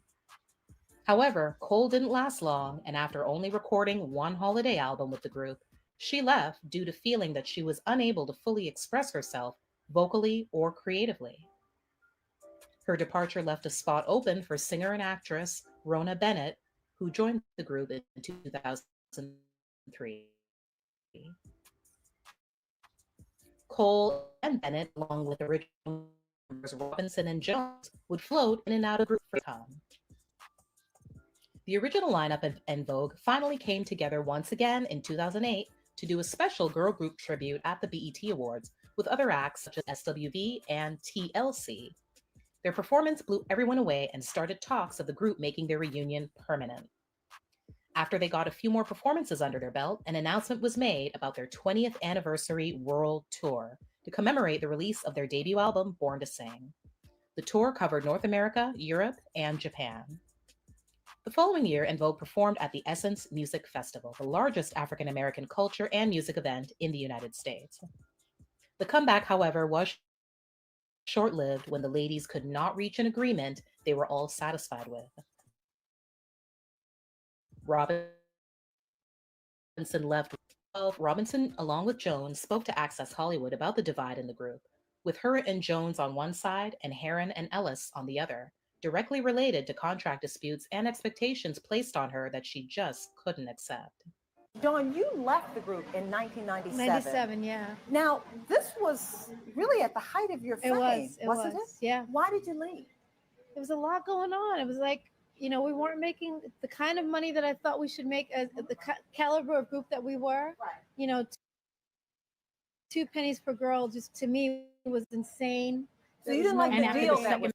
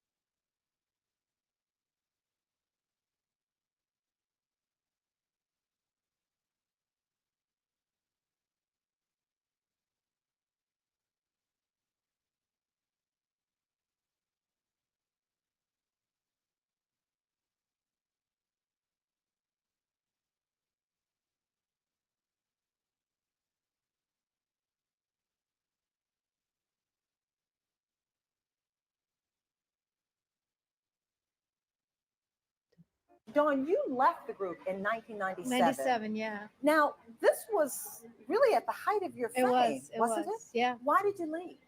There was a lot going on. It was like, you know, we weren't making the kind of money that I thought we should make as the caliber of group that we were. Right. You know, 2 pennies per girl just to me was insane.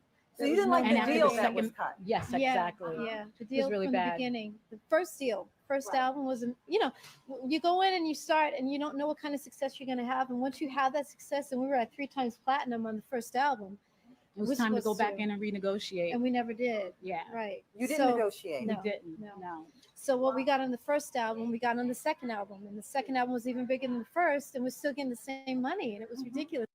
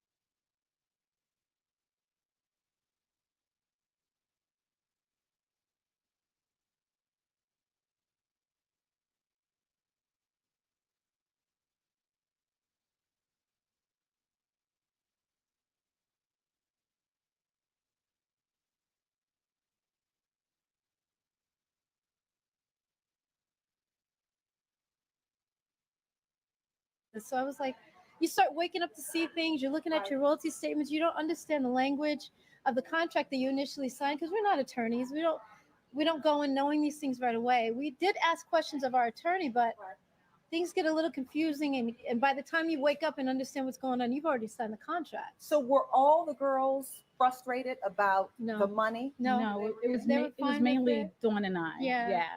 You said Cindy and Terry were They were fine. They fine were with it. fine with it. Yeah. They really were. They didn't want to negotiate. Right. The producers had total control of the group. They put all of us together, so they were in control.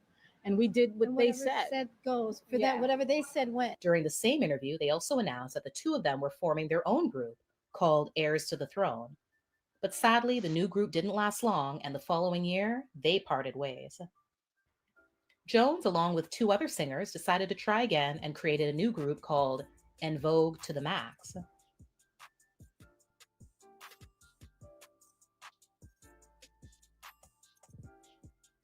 Heron and Ellis ended up filing a lawsuit against Jones for the unauthorized use of the name En Vogue and ultimately won, since as holders of the group,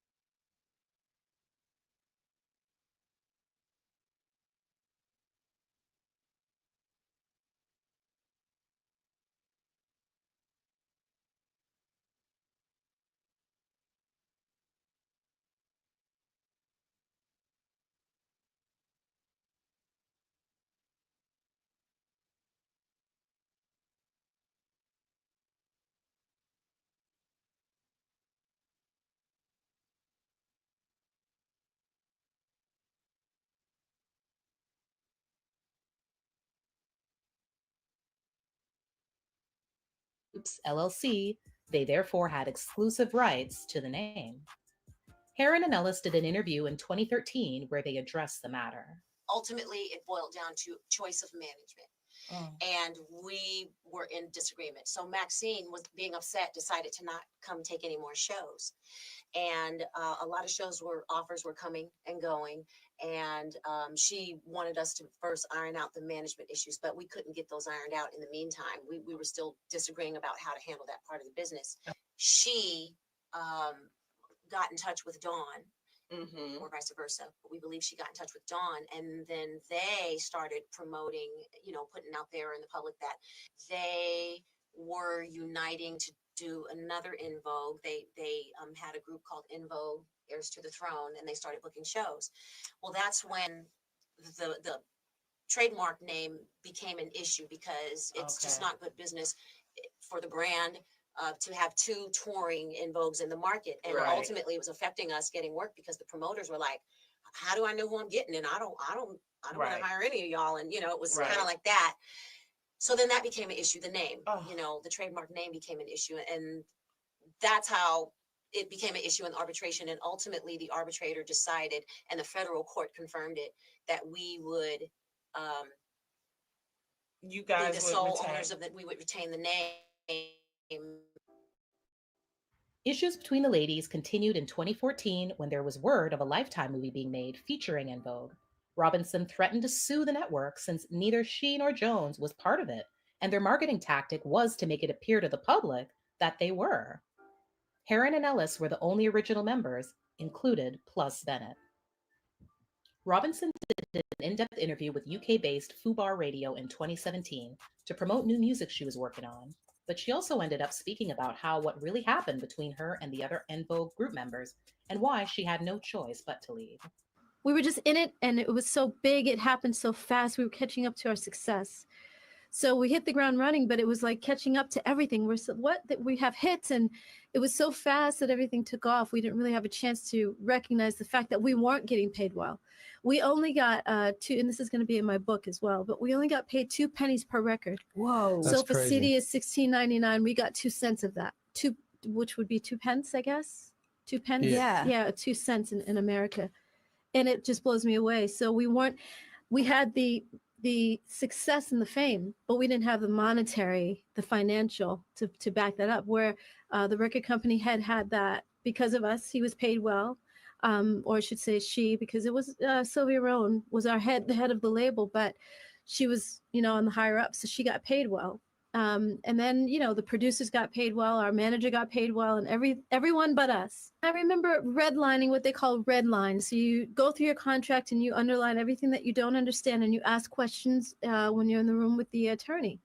I asked all the questions, and he explained it, but it's kind of like, I guess it's like being on the job for the first time. You get trained, and within the first month, you're still kind of learning things out. Well, in our case, once you sign that contract,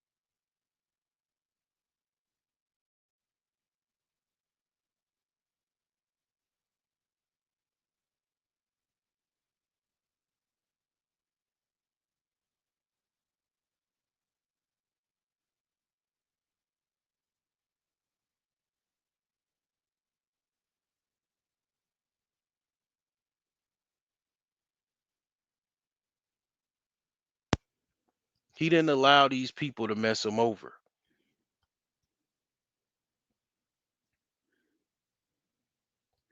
I don't know if I was muted. I might have been muted like for a long period of time. I hope it wasn't the case, but I think I was muted. Um, let me see here. Let me play this here real quick. Hold on. Contract on that first day. You may ask questions, but you still have to sign that contract or you're not going to be in the group. And once you sign, you're in it. You can't change it. So it's learning on the job, but once you've signed the contract, you're in. And you've signed for that amount. You didn't realize it was not a good contract. So it's a little too late once you sign it. But you're with the other three girls. You don't want to be left behind because you're asking too many questions. Again, you're a woman, you're asking too much. And after a while, they had to get rid of me because I was the only one who was asking questions. In 2018, the trio released the album Electric Cafe, their first album in 14 years, featuring the single Rocket, which gave them their first top 10 hit in 20 years. In 2019, the group were also tapped to perform at the Grammy Awards official after-party celebration. Later on that same year, for the first time ever, all the original members, plus Bennett, came together for a one-time performance to celebrate music industry executive Sylvia Rhone at the City of Hope Gala. Today, after winning countless awards and selling over 20 million albums and counting worldwide, En Vogue is still in demand and actively touring and recording. The year 2020 marks the 30-year anniversary of their debut album, Born. So here's the thing. I mean, I definitely have to do a whole bunch of editing. Uh, but anyway, like basically, yeah, I clicked the mute button on my headphones, and yeah, it was muted. But anyway, I'll deal with that. But the thing is that basically they're still touring. So the lady in question that was living in her car, she wasn't on the tour. Okay, she's not touring 'cause she's not part of the group. So uh I mean, that kind of explains that situation. You know, sometimes you just kind of got to get along. You got to do whatever it takes to kind of get along, I guess sometimes. I don't know. I mean, sometimes it might be difficult to get along or whatever it takes. So it's not conducive, but this woman had other issues outside of En Vogue. Don Robinson, she was part of another group, okay? And I could just play the actual. Let me see. I'll just play this here because she was part of Tony Tone, which is Raphael Sadiq's group. She was part of his group, and she was like a singer. She had like a couple songs with that group, but she didn't want to listen to them either. She couldn't make it in that group either. So she has a track record, I guess, for just not wanting to listen to people. Now, I looked up what her birthday was, you know. I'm definitely into zodiacs. She's a Sagittarius. And one of the things that I do know about Sagittarius women, they do have a listening problem. And they do, like most fire sign women, both women and men, they have a problem with, kind of, they have a temper, and they, tend to kind of have a flair amongst themselves where, anybody that kind of comes near them, they just don't really get along with. They have a habit of, kind of not getting along with people and stuff. It's something with fire signs where they don't want to, they kind of want to be a leader. They don't want to be the fallback person. They want to be the leader of every situation. They don't necessarily want to take a back seat. You know, they want to be like the leader, you know. So here's the deal right here. So I'm gonna play this little short video. It's entertaining, but I have no. They went dumb. this is Platinum Elite, and he's kind of explaining what she was doing with Tony Tone, because she had a second opportunity with Tony Tone, and again she you know, the whole diva stuff kind of got her messed up. Platinum.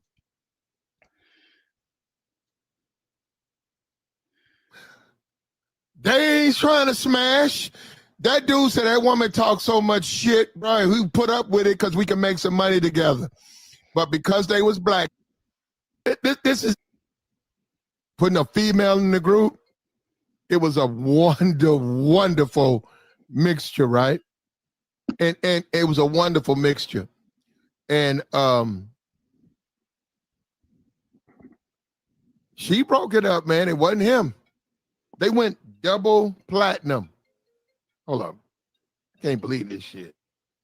They gonna pack the stadium out, the bad bitches. Said he's like, yo, man. And it's back in the day, I was like, what?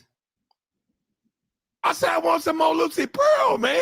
They said, man, he said, man, we asked her, she won't come back. Now, hold up, listen to this. Look at this. This is after they got them together like peanut butter and jelly. They said, we're going to put you, okay, you with the shit. We kicked you out of En Vogue. We're going to put you with Tone.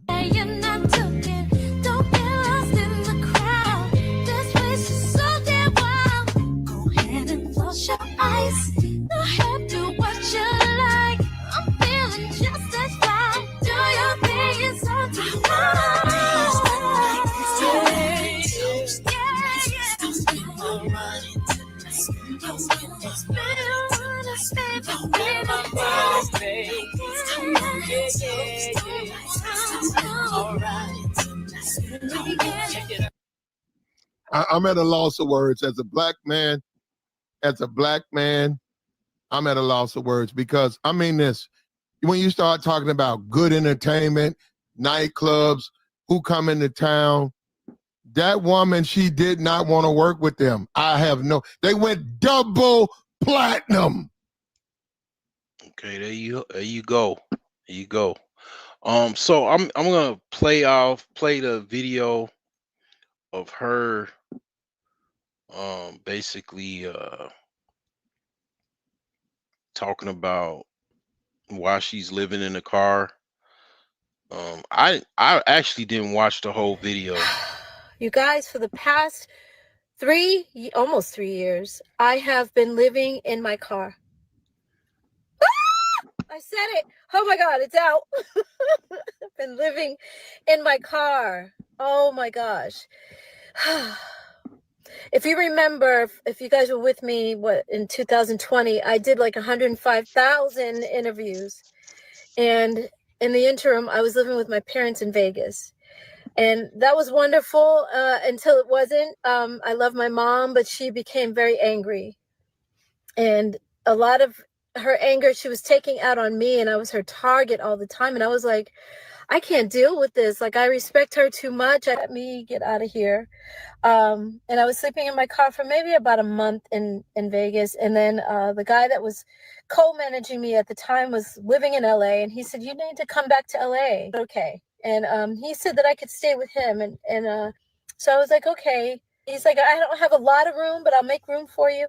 And then when I got to his place, he actually didn't have room for me. So it turned into, okay, well, I'm going to put you in a hotel for the night. And that one night turned into 8 months. Oh my God, you guys, because every apartment that I looked at, every single time I looked at a place, I would call him and I'm like, okay, can you meet me here? I would tell him ahead of time, of course. And then he wouldn't meet me there until I would take video and send it to him. And he's like, no, oh my God, this neighborhood, I hate it. I mean, I felt like he was playing games, and I knew he was playing games, and I wasn't the one. I'm like, come on, I'm trying to make this easier on you because financially, I know it's got to be hard. You're paying your rent and you're paying my hotel. His apartment was $1,700 a month. And then my hotel was over 3,000. Yeah. So, and I was always stressed every week because he would pay weekly for the hotel. So every week I was like, oh my God, can you afford it? Are you okay? And he's like, no, I can't, but I'm getting it together. What? You're the one who said to go to the hotel and you're not approving any of the apartments. Like, it would be so much cheaper to just get me into an apartment. Like, what's the problem?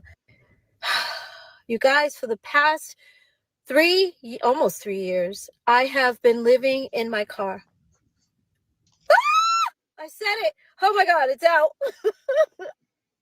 Yeah, so I mean, you kind of have you can kind of see like a delayed development. Like she's still 21 as far as her mindset.